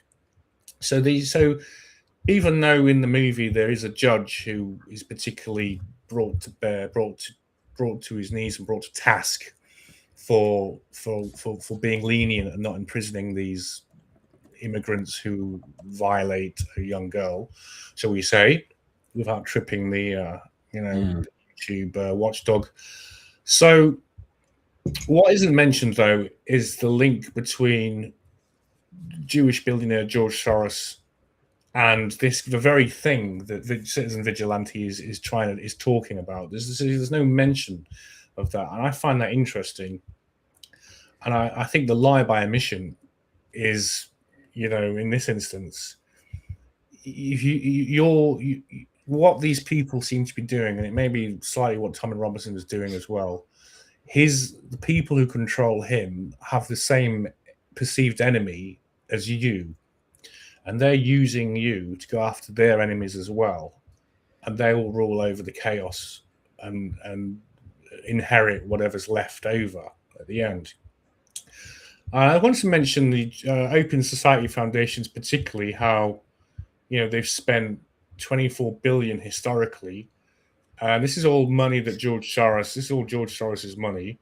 The Open Society Justice Initiative uses legal pressure, litigation, and strategic lawsuits to create legal leverage, and governments are compelled by court ruling to follow. This is what is happening. I mean, everyone's having these conversations in the streets or in the homes or wherever, but none of them are actually addressing where it's all coming from and why. And as long as you don't do that, you're just going to be going round and round in circles. So the broad spectrum taken by the Open Society Foundation creates what they call network amplification. So they're funding academics to write dissertations, they're funding lawyers, they're funding busybodies to harass politicians about implementing certain laws favorable to immigrants. They've got this sort of cross-spectrum approach, and because they're so busy and organized with it, and they've got so many human resources, it creates network amplification, which is why it seems as if the institutions have been taken over, but this is how they've been taken over by groups like the Open Society Foundations.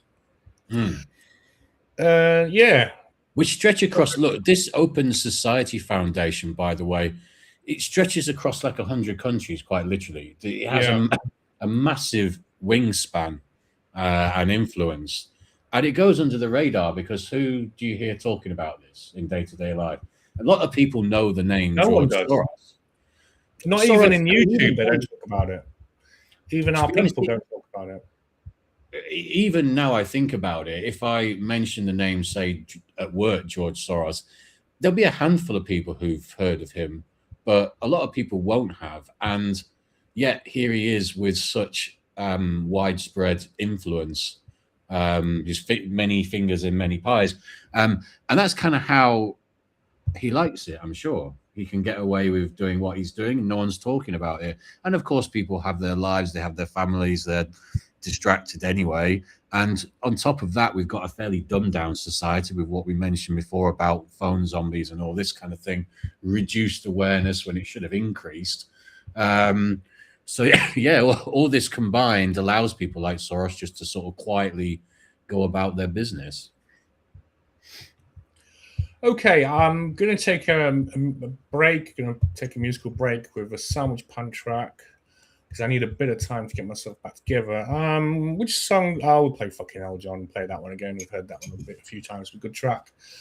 Right, so a few minutes, 4 minutes long. Let me just check the length of the track. Hang on. Yeah, 4.5 minutes long. So musical break with house band Sandwich Pan, and see you in about 4 minutes. All right. Fucking hell, John, fucking hell, fucking hell, John, fucking hell, John, fucking hell, fucking hell, fucking hell, John, fucking hell, John, fucking hell, John, fucking hell, fucking hell, John, fucking hell, John, fucking hell, John, fucking hell, John, fucking hell, John, fucking hell, John, fucking hell, John, fucking hell, John. What's the fucking boss? Fucking hell, John. What's up, never shops? Fucking hell, John. It fucking never stops. Fucking hell, John. Sweet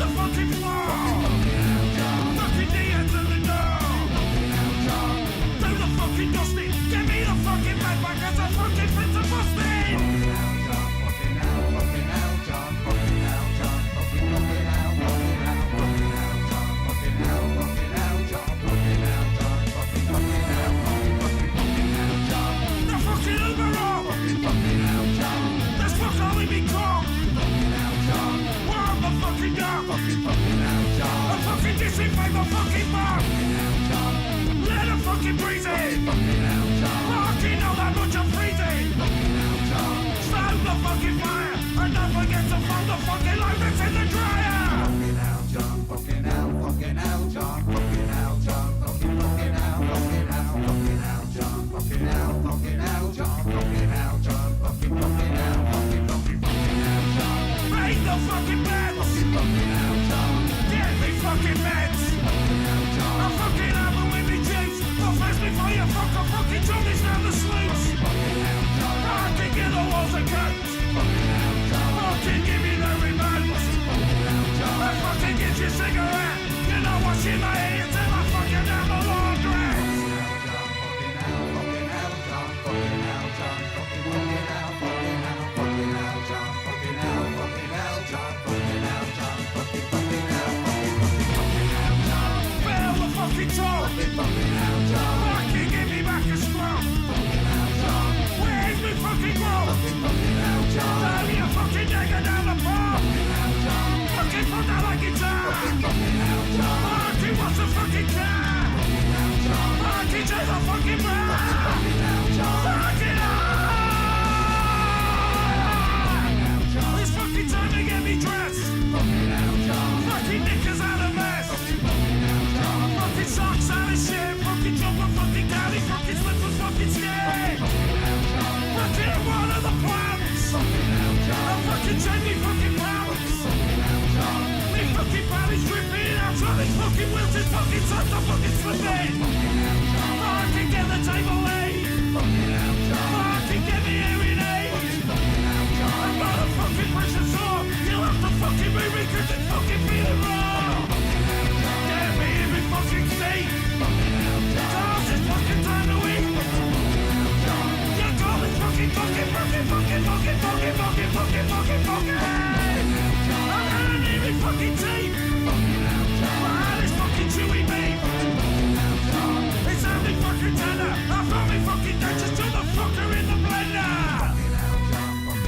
Fucking hell, John. Fucking hell, fucking hell, fucking hell, John. Fucking hell, fucking hell, John. Fucking hell, John. Fucking hell, fucking hell, John. The fucking telly isn't right. Fucking hell, John. The fucking tweeters are right. I can get a fucking smell. I get on the fucking light away. All that colour.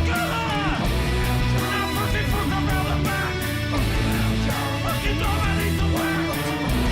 I'm fucking swing the fucking yard. The fucking hell, Joe. Where the fuck's your credit card? Fucking hell, John. Fucking hell, John. Fucking hell, John. Fucking hell, John. Fucking hell, John. Fucking hell, John. Fucking hell, John. Fucking hell, John. Fucking hell, John. Fucking hell, John. Fucking hell, John. Fucking hell, John. Fucking hell, John. Fucking hell, John. How's the algorithm? You're still with us, Future Shock? I was just about to say, there you were talking about the algorithm before, and then we play fucking hell, John. Oh, fuck it. This is what I mean. We don't have to worry about the F-bombs, man. Seriously, there's people with mad accounts with millions of subscribers and views and stuff. We just have to be, given our subject matter, we have to tiptoe a little bit on that side of things. But linguistically, we're fairly free. So have you seen the chat? Did I mention we've got where Doll's house is saying hello. Very, very grateful for you to be present. Good we had a to guy, see you again. Ray Irvin. Have you seen he sent a message? Yeah, that was earlier. It seemed He used like to be on my old forum, actually. Ah, okay. I'm somewhat familiar with him. I think he's. I don't know if you're out there, Ray. I don't know if you're listening. If you've fucked off. But I don't know if he was connected to remote viewing and stuff like that back in the day. I'm not sure. Really? You'll have to let me know if you're out there, Ray. He says something about an interview with an MK Ultra thing. I don't know if that's him. If he claims he's an MK Ultra stuff.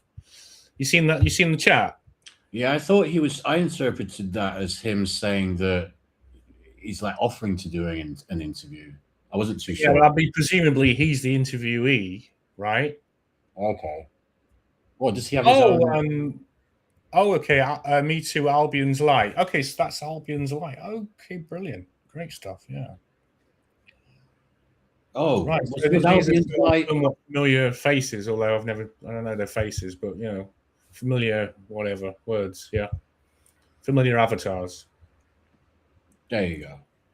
So anyway, listen, we got through most of the show, and most of the stuff I wanted to talk about, I've done it. It was that kind of chunk about the Open Society Foundations and the suicidal. So if you want to do, we'll do this Tate thing that you got on the screen, and then we can finish up with a bit of quantum physics stuff, which we hadn't done for a while, because I got a little bit about how we're out in the sticks, how the Earth, our solar system, we're kind of a little country house out in the middle of nowhere in the galaxy, and just a little bit about that, so we could finish off with a bit of space chat. Right. Okay. Yeah. So let's go on about Tate. Now, my theory that he's secretly gay, I think it's got even more ammunition to it, because I think this is all old news, but people are going through his interviews now and looking at the things he's saying. And did you see the intro video I made with him? Yeah. Milkman. Mm-hmm. Basically, for me, he's the milkman. He's going around milking. Cough, cough. These gentlemen, cough, cough. But, not literally, but metaphorically, because this interview is maybe literally. We don't know, maybe. I think he'd like to, given a chance, to be honest with you. But one thing I will say about it, actually, is, do you know what he says quite a lot? Excuse me. Yeah. The kind of charges that are against him. One thing that could make it, kind of tie in with what your theory is, I'm at it now. What your theory is that he will always come out and say, look, I've been accused of these, SEX crimes, and people in the past have been accused of these crimes, and all these other women, like Russell Brand, for example, all these other women have come out and started saying that they were victims as well. But with me, Andrew Tate, no one else has come out. Where are all the other women coming out to claim that they were victims? This could be a reason why there aren't any other victims, if you know what I mean. Yeah, but they might not want to bring attention to themselves, because it's not, with the Russell Brand thing, it's slightly different. So, I mean, with the girls involved with Andrew Tate, there's obviously the lack of judgment on their part, but also they're kind of almost party to his enterprise. And the thing is, it's like the Ghislaine Maxwell Epstein thing, isn't it? That some of the people were actually recruited to find more victims.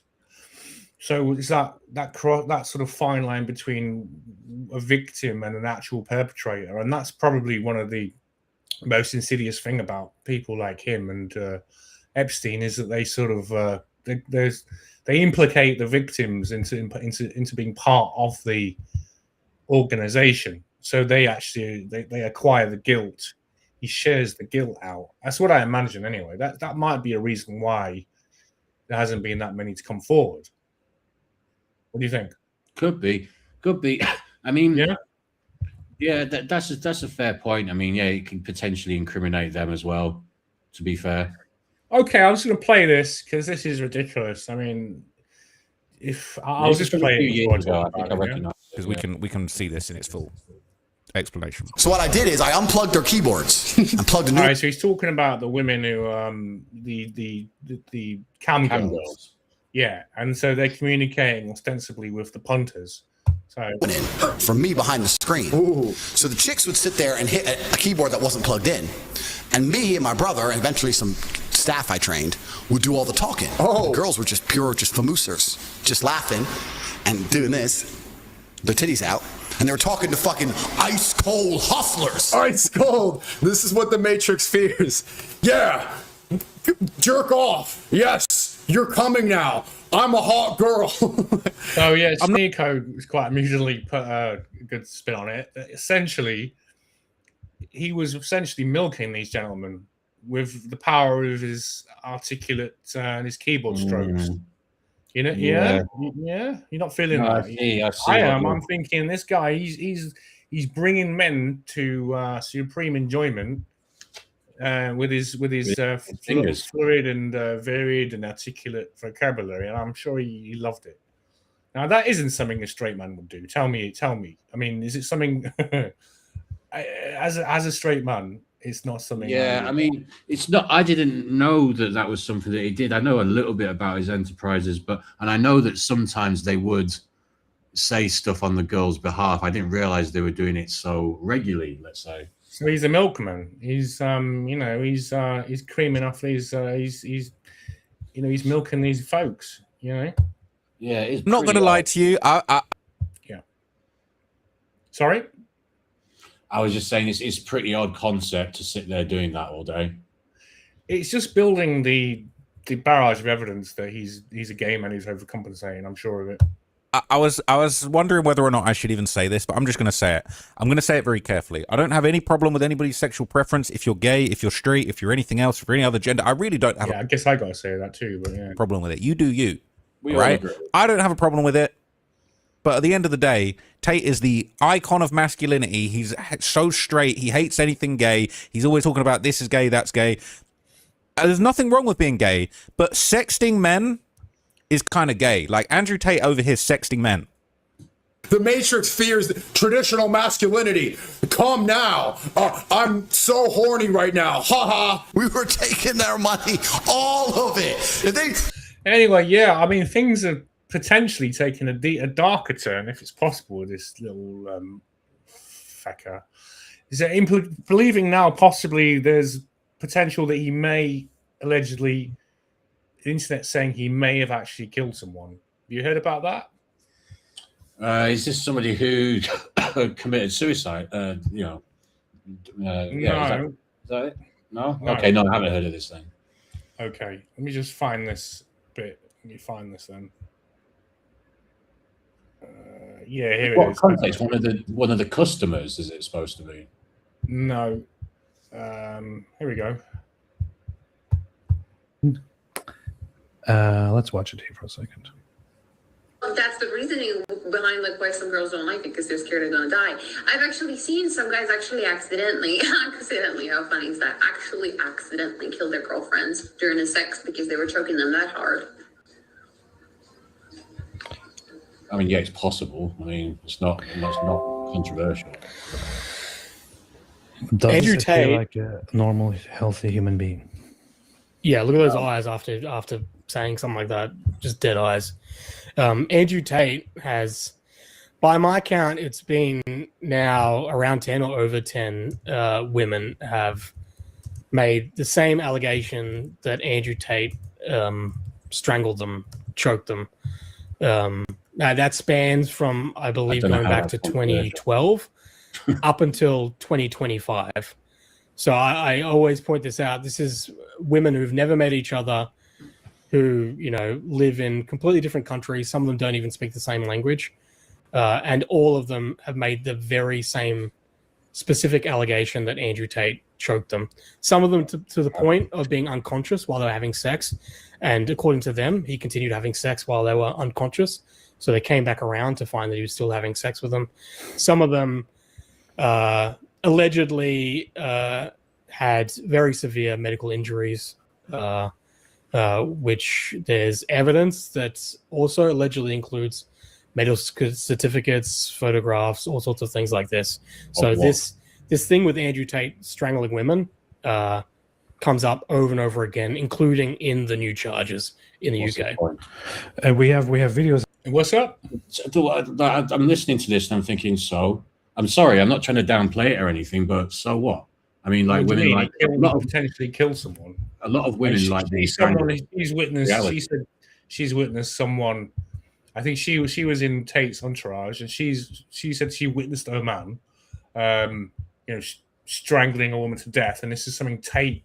I mean, it wouldn't surprise me if because he's such a compassionless and psychopath. He's narcissistic personality disorder, like his father. This guy Nathan Livingston, he's talking about this. He's going, these women didn't even know each other. They were from different countries, and they're all saying the same thing. Yeah, it turns out, mate, that like a lot of women, unfortunately, for people who are uninitiated with this, for good or ill, a lot of women across the world actually quite like to be strangled. I'm not endorsing it, but it's not new news, and these guys are presenting it as if it's like some kind of like crazy thing. I wouldn't make that statement that a lot of women like to be strangled. I just think I don't agree with it. I think it's true. I think it's true. Yeah. I mean, but you're saying strangling until losing consciousness. I just wouldn't stick my neck out and say that. I'm not talking about. That's not what I said. I said that strangulation is something that like a surprising. I wouldn't run to Andrew Tate's defense. I mean, he's a scumbag and he deserves everything you get. But right, but at the same time, I'm not gonna I'm not going to sort of dull my sort of opinion on it, regardless of whether it's Andrew Tate or someone else that we're talking about.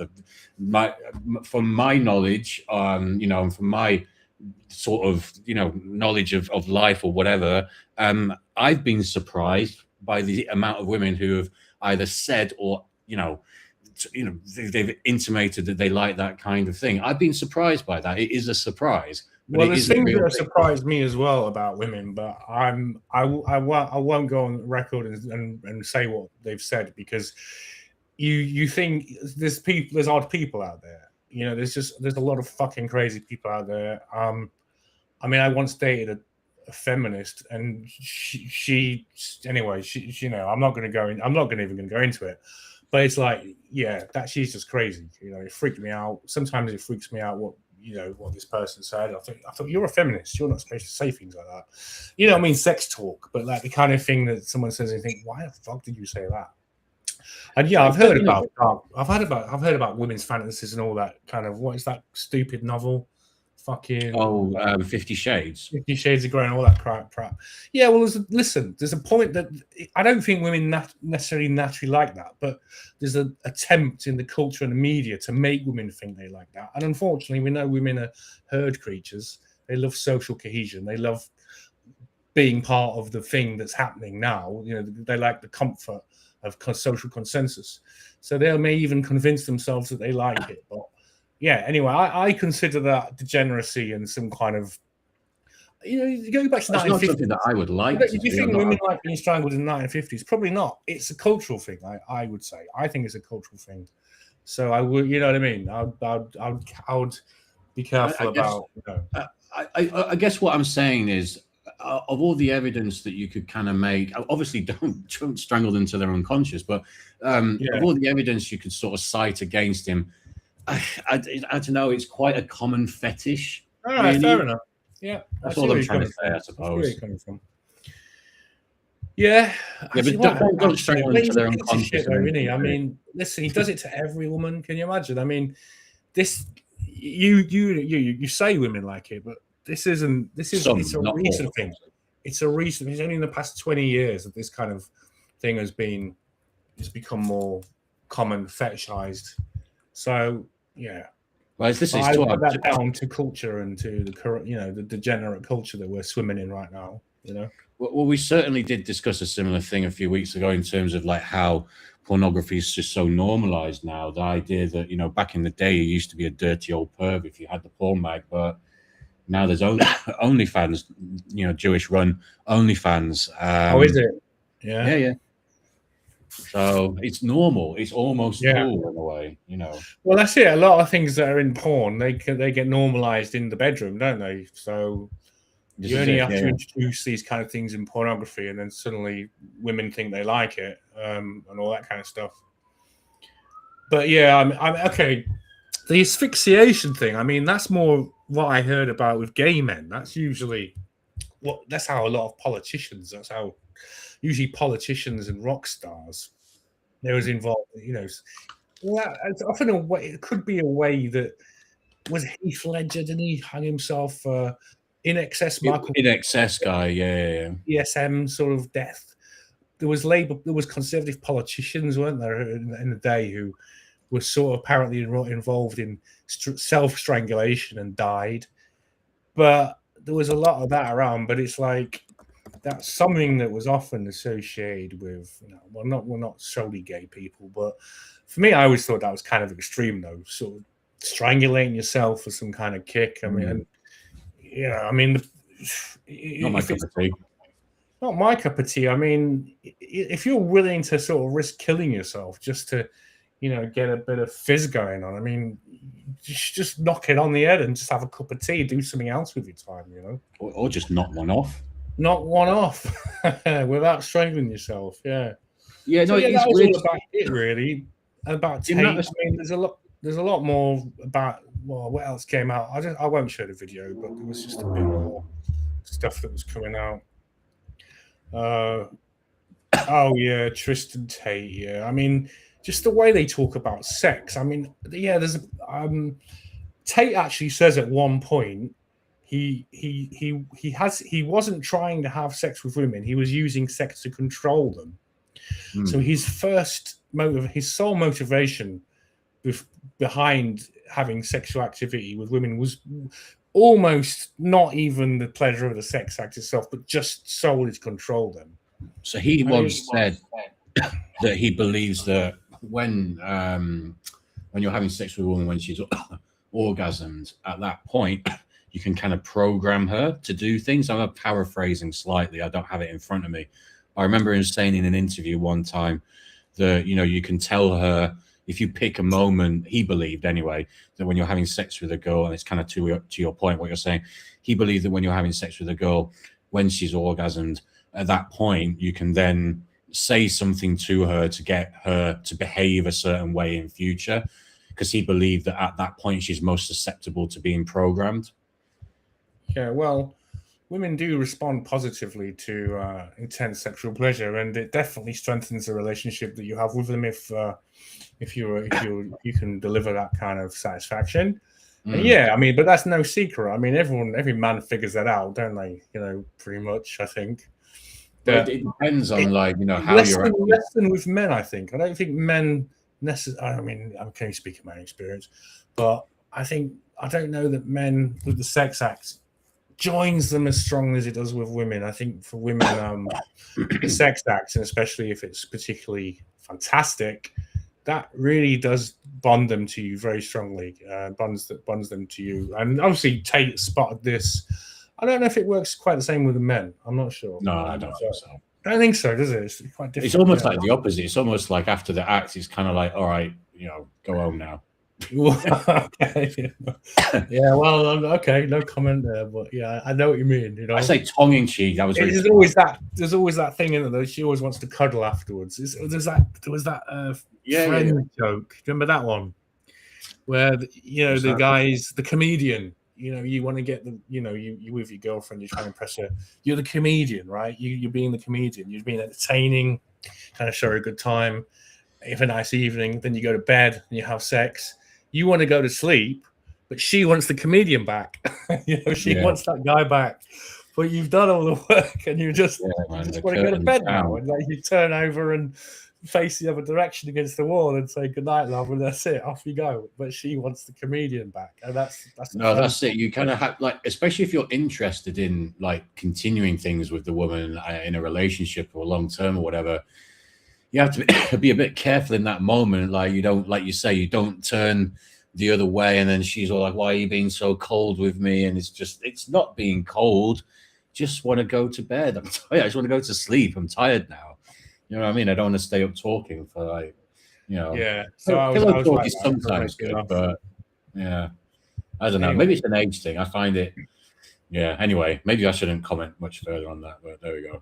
So yeah, okay, I've covered all the stuff I like to do. That's dirty old Andrew Tate, maybe bloody right in hell. But, we'll finish I think off. it's just a bad lot. But anyway, what do you want to bring to talk about? Let's finish off with a little bit of an anatomy of the Milky Way. It's quite interesting because you mentioned before, I think in terms of context of the dreaded Fermi paradox, which of course is not one of my favorite things in the realm of space stuff. I'm just trying to add this bloody thing. Bear with me one sec. Do you have to stop sharing that? I think is it? Yeah, I can do that. Hopefully, yeah. Okay. Yep. Oh, got this now. Hang on, I think I've got it now. I think I'm gonna. Yeah, brilliant. So, No, that's the wrong thing. That's the last thing I wanted to share. Sorry. Let me just find the other one. So it must be... So I I can't... wonder what happened to Ray Irvin. He hang on. popped in and he said something and he's not said anymore. Okay, here we go. Anyway. So what me and True Spoon have talked before about is how our solar system, the sun and Earth and all the lovely planets, are quite out in the countryside compared to everywhere else in the Milky Way. And this kind of highlights a little bit of how. So you can see we've got a picture of the Milky Way there, sort of on its side and sort of on its facing us as well. And you can see a little arrow on the left here. You can see my cursor. You can see that the center of the Milky Way here, just full of stars, very difficult for life as we know it to exist there, lots of chaos.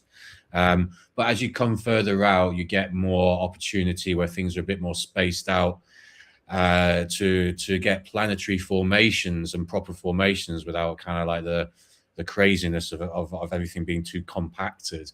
And you that's interesting. I don't interject. That is interesting. That's probably what you mean by life is life as we know it. That's what I know. Yeah. Yeah. You know, I mean, I imagine there's all sorts of stuff going on in the galactic center. But whether there's planets and there's the temperature would be really high, everything like that. Whether there'd be material planets as made of, carbon-based life forms as we understand it, probably totally different form of life. We maybe couldn't even perceive it. But yeah, sorry, carry on. So what I was just going to say is it's just kind of like this sort of highlights it. So if this is obviously the bulge, as they call it, is the center of the galaxy. And as we kind of come out here, obviously we're not so right down at the bottom, but we're kind of, that's about sort of 60-65% away from the center there. And we're in this kind of like dark... It's the unfashionable spiral arm of the Milky Way galaxy, as what's his name, as Douglas Adams described. I was going to say, yeah, that's Douglas Adams, isn't it? Yeah. And so, yeah, you can kind of see it's like a darkened area, which means it's kind of got a low density area. So we're not really compacted full of stars and the stuff of life, basically, which, of course, stars give birth to, dying stars spew their nutrient-enriched guts out into the atmosphere, into the space around it. And eventually they will form planets and eventually life. Bit of a long process, obviously, but yeah, we can kind of see that we're sort of out in the sticks a little bit, and this goes some way to explaining why perhaps we don't observe so many other sort of indications of life around us. And I've just got another little sort of media that tags on with this that explains it a bit more. Bear with me. You still sick from last week, bro? I've had this lingering cough for ages. It's just annoying me. So I can see that. Can you see that on there? Because okay, yeah. Yeah. So what this sort of talks about is how, right, so it says here, long puzzled over why the solar system sits in the center of a kind of vast empty void spanning 1,000 light years in diameter. So this local bubble that we're in, as it's called, was studied and mapped using data from the Gaia Space Telescope, which I believe... Gaia, yeah. Gaia and Gaius. Is there like a funnily enough, yeah. And I'm sorry, I'm childish. I can't. Oh, you mean Guy? It's Gaia. Oh, yeah, that's it. That's my terrible Yorkshire attempt at pronunciation. But yeah, Gaia, I believe that's one of the Chilean space telescopes. I might be wrong on that, but I believe that's one of the many fantastic telescopes they have there on the hills of Chile. So yeah, it turned out that the stars lining the edges are very young, forming from bubbles, shells of gas and dust, and supernova explosions that push this matter outwards. So ultimately, this all kind of reduces the density of star matter because everything's being pushed outwards. And so where we are, we're kind of out on our own. Why are we located at the very center of this bubble? And well, this bit, I don't know. Astronomers believe it is merely a coincidence. I mean, well, is it merely a coincidence? Is it just that the universe is full of these kind of things that we call coincidence that aren't really coincidence? And as you've mentioned before, in I believe your book that I edited, talked about coincidence as a word that it's like it's purported to explain something when it doesn't explain anything at all. And yeah, it goes on to say, when the supernova that created our local bubble that we're in exploded, the sun was very far away from all this action, and it drifted and is still traveling through it today. So yeah, so apparently the Milky Way is likely filled with these bubbles resembling a sponge made up of them. So perhaps there are other solar systems in these bubbles across the galaxy, across this local bubble that we're in. Across the galaxy, other local bubbles like this, with other suns, with other Earths, as I have postulated in the past. I do believe that in time we will find that there are many other Earth-like planets, perhaps with more human life at various stages of development, because maybe that's just one way that life develops. It develops as a human over certain amounts of time with certain elements and certain conditions, and then it develops in other ways. So yeah, that was just a little bit of an interesting thing I thought about where we are in the Milky Way galaxy. We're country bumpkins, basically. Okay, all right. Well, we'll finish off. I've just got something interesting that I found. Have you seen anything about these anomalies being spotted on Mars? Like anomalous shape. Oh, is this some Billy Carson Some stuff? things like that washing up on Mars. No, just things that have been found on Mars from the by the mission, by the Discovery. Is it Discovery mission? Oh, maybe. I know they found a few things that look a bit too well, sort of. Yeah, is that showing up? Oh yeah, there's one of them Tic Tacs. Those weird UFO Tic Tacky things. That's pretty weird. Supposedly a meteorite. Can you see that? Yeah. Obviously, completely different looking formation. Really weird, isn't it? The Mars rover. Curiosity. It's not Discovery. Curiosity and Perseverance. I always lose track of the nomenclature. That is so weird. And presumably they're the lights of the rover being reflected. But look how shiny it is. That looks totally bizarre. What do you think?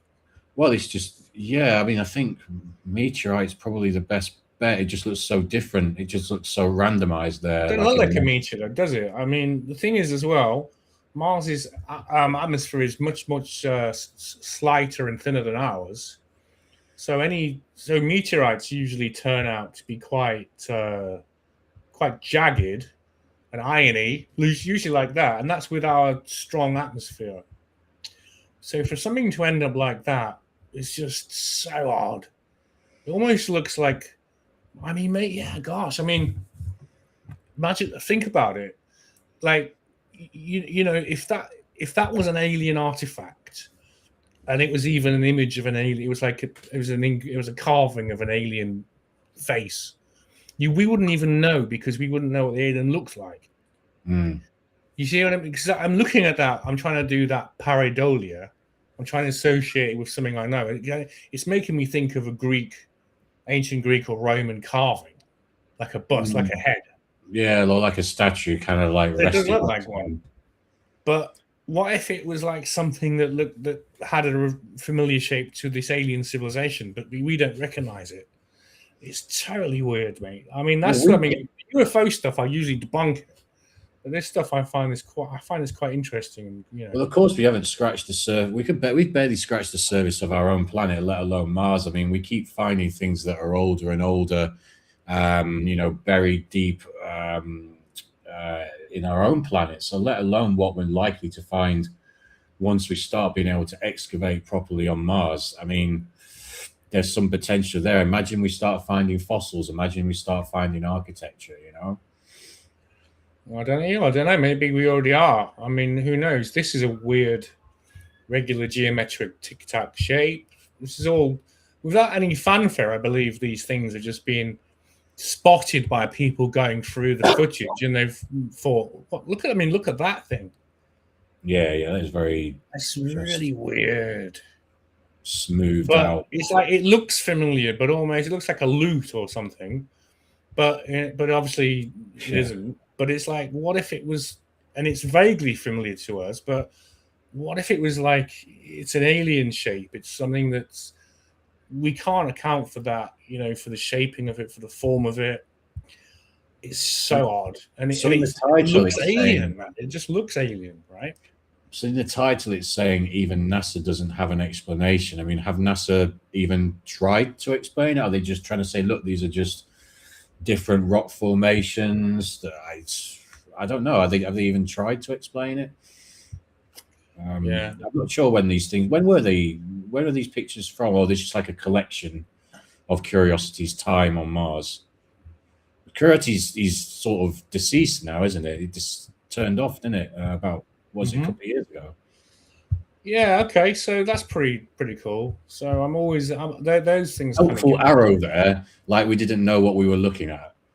Did you see What was that that? bit? You were when you showed the that thing, but there was another bit which had an arrow pointing to it. Like we Yeah. didn't realize we Oh. were supposed to look at that. Okay. Okay. I don't know. Yeah. Oh man, I keep coughing. So yeah. Yeah, mate. You better pack it in and go to bed. Get your hot cocoa down you or something. You know. No, it's just that I've been took because obviously I did the football podcast before this as well. Oh yeah, I forgot to ask you about that. Yeah. I was like, I've been talking since like 6:30, so it's kind of like my voice is getting a bit hoarse. You know what I mean? Arsenal lost 3-1 to Real Betis. I was keeping an eye on the score. It was actually 3-1 at half time. Oh gosh. Interesting, because I predicted. What was that match in aid of? Just a friendly, over in right. Dublin.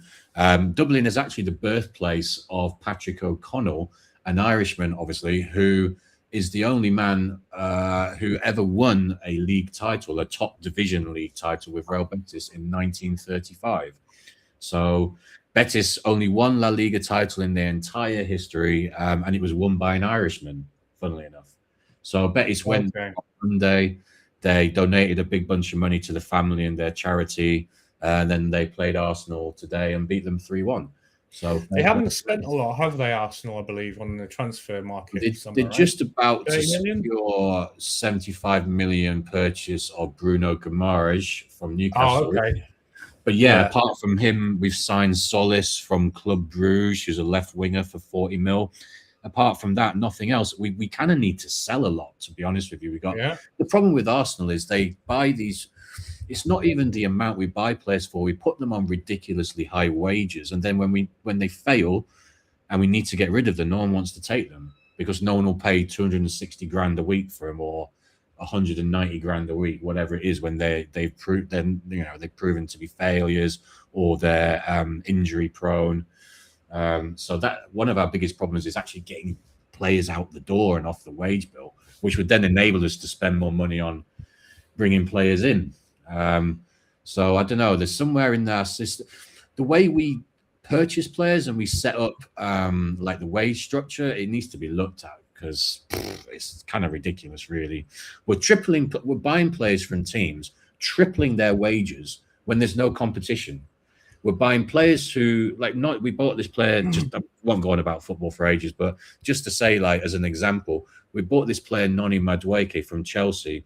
He didn't do well at Chelsea. He was kind of a failure at Chelsea. Yeah, Madueke, he played for England. He was shit. Yeah, and he got called out by Ibrahimovic. He's just a joker. And we bought him from Chelsea where he had failed. We tripled his wages and paid It's like a 52 Harry Maguire again, right? It's kind of crazy. You only do that if there's a massive amount of competition. If there's other teams that are in for a player, so you offer the highest wages. We just do it anyway. It's very bizarre, and then we wonder why we can't get rid of these players who are on 200 grand and nobody wants. A lot of DEI in football, right? You know, a lot of diversity and equality and that kind of crap. Well, Madueke, I mean, you saw how shit he was in the World Cup. Madueke. Yeah, I mean, why the hell is a guy like that, just being given that position of just absolute crap? State of English football, isn't it? And at the end of his contract, which is a 5-year contract with wages Is he and typical of English players, sort of? Or well, we're just dead. No, it's just at the moment these days. I mean, it's just modern football. We've got England just don't have many top talents these days. Wow. Okay. If you think back in the day, and they had Shearer and Sheringham and Sutton and Andy Cole and Gerrard, John Terry. all this and Beckham and all that. We had so many star quality players, and nowadays you struggle to Harry Kane, Bellingham. You start to struggle a bit after that. You know, so anyway, so Madueke is going to cost in total £100 million. That's his transfer fee plus all his wages by the time he ends his contract. It's fucking crazy, man. Oh, all right. Anyway, listen, I'm just going to finish off with this. Prince Harry, is he still even Prince Harry? I don't know, man. But he's clear. He's trying to get you can see he's trying to worm his way back into the media because he's taken a shot at Elon Musk, and he's joining in this chorus of trying to censor destroy AI and saying that predators preying on women and children, etc., etc. What about your bloody father? And him and Jimmy Savile. I mean, your grandfather, really. Your family. Yeah. What about your dad's mate? Fucking Louis Mountbatten. He was a PDF file. So anyway, glass houses and all that. This is Meghan. This is Meghan doing this through him, though, isn't it? This is her influence on him, as is a lot of things. Well, what this is Harry proving that he should be kept alive. He should be kept. He should be given a little. He's still a good dog. He'll still work for the establishment, but he needs to be given more publicity because he's going to say the right things that the liberal agenda want. And I just saw this and I thought, oh yeah, this is what they're trying to rehabilitate him. So he's made this attack on Elon Musk to prove that he's one of the establishment. And then shortly on the back of this, I think the press were trying to say something nice about fucking whatever the artist formerly known as Prince Harry, right? So yeah. I just thought I'd end with that. Just watch out newspapers and stuff. They're just trying to read birthday as well, wasn't it? Prince Harry. Meghan's 45th. Does it 45th birthday? I have no idea. It was her birthday recently, so I don't know if it's like they're trying to get a bit of publicity with that. But I thought they wanted to be private, True Spoon. They told us all, didn't they, that they wanted to go live in America? Oh, yeah. They want to be left alone. The Privacy World Tour, Yeah, nice one, yeah. All right, man. Listen, I'm going to let you go and soothe your burning throat, and take it easy. I'm going to see you next week, folks. This time next Wednesday. Oh yeah, it's the eclipse next week, isn't it? Yes, people. Because we'll see you after the eclipse. Because basically, so anyway, if you're in the UK, there will be pretty much a total eclipse. It's going to be about 91% covered, the sun. Oh, that's pretty good. And that's going to start at 6:15 p.m. And the total, the sort of maximum is going to be about 7:15 p.m. So if anybody is able to try and get a high vantage point, if you're in the UK, those are the times to see the total. What time did you say it was again? So if that's next Wednesday, 6:15 p.m. Oh, okay. It's not far beyond. Yeah, but okay. So the sun will be not too low in the sky, but it's kind of coinciding. 20, 30 degrees, 20 degrees in the sky, all that kind of crap, Yeah, so it should, fingers crossed, be a decent day because he's looking at the weather, it's going to be a 30-degree day, so it should be pretty cloudless. But when I was checking it out at the gym, because what I'm going to do is I'm going to watch it from the gym because it's almost a perfect place. The gym's very, very high up. It's high up, one of the highest buildings in this local area. It's just really, really many floors up. So it's quite good to watch. But I was checking out the vantage points yesterday, and if it had happened yesterday, there was barely any clouds in the sky, but there was one big cloud that the sun was behind. And I was like, I hope that doesn't happen next week because that would be a kicker. Because the rest of the bloody sky was blue, but the one part where the sun was, there was like a big grey cloud over it. So hopefully next week we have a proper clear sky. And we can watch a nice. Yeah, we've seen an eclipse before. I saw a full solar eclipse in France in like 1999 or 2000. Remember that one? Not that accurate. I feel like I saw one when I was a kid in the countryside at some point, but not that I can remember well. No. Are they not selling those glasses? Because I remember back in the 2000 eclipse, you could get these special glasses everywhere. It might have been the 2000. Look directly at the sun, but. With this sort of film that would remove most of the dangerous photons and radiation, right? So no one's mentioned it. I'm sure you can get them. But yeah, people, be careful, people. Yeah, be careful with your eyes with the sun. But yeah, it should I be. remember once I saw the transit of Mercury across the sun, and you there's a way you can do it with you have binoculars and you point them towards the sun. Obviously, you don't look through the binoculars; you blind yourself. Then you project the light image from the binoculars, from the eyepiece, onto a piece of card. Yeah. So the binoculars are looking at the eclipse for you, but the image you project it onto a piece of paper, so you can watch the eclipse. You can see it projected onto a piece of paper. You know, so that's one way of doing it. I mean, I used to look at the sun when I was a kid. No, I'm coughing now as well. What's going on? It's when I was a kid. I used to have a telescope and used to have a sun lens. You used to have a moon lens as well. But yeah, there was it would turn the sun a kind of green color and just sort of blow it up in your vision. So I would look across the countryside and see this huge enlarged green sun, which is quite cool. Okay, you're right, mate. So yeah, green suns, that might be the kind of thing they have in the galactic center. You know, I've never heard of a green sun. It's just the color of the lens. Suns, white suns, but green suns. Yeah, just the color of the lens just turned it green. Yeah, I got that. But I wonder if literally there's green suns, but not as yet, undiscovered. I imagine so. All tumbling, everything just tumbling away as usual, as it will do for another week. Yeah, right. So what 60,000? What is this? 66,000 miles an hour. That's how fast the Earth is going around the sun. But that isn't even the whole story, because then the sun is moving as well. That's sort of spinning around a local. I remember I did a show about it. There's a point at which everything leads to the Great Attractor. That's what it was. It was the Great Attractor, wasn't it? We talked about. Yeah. It's like a massive zone in space that all of these.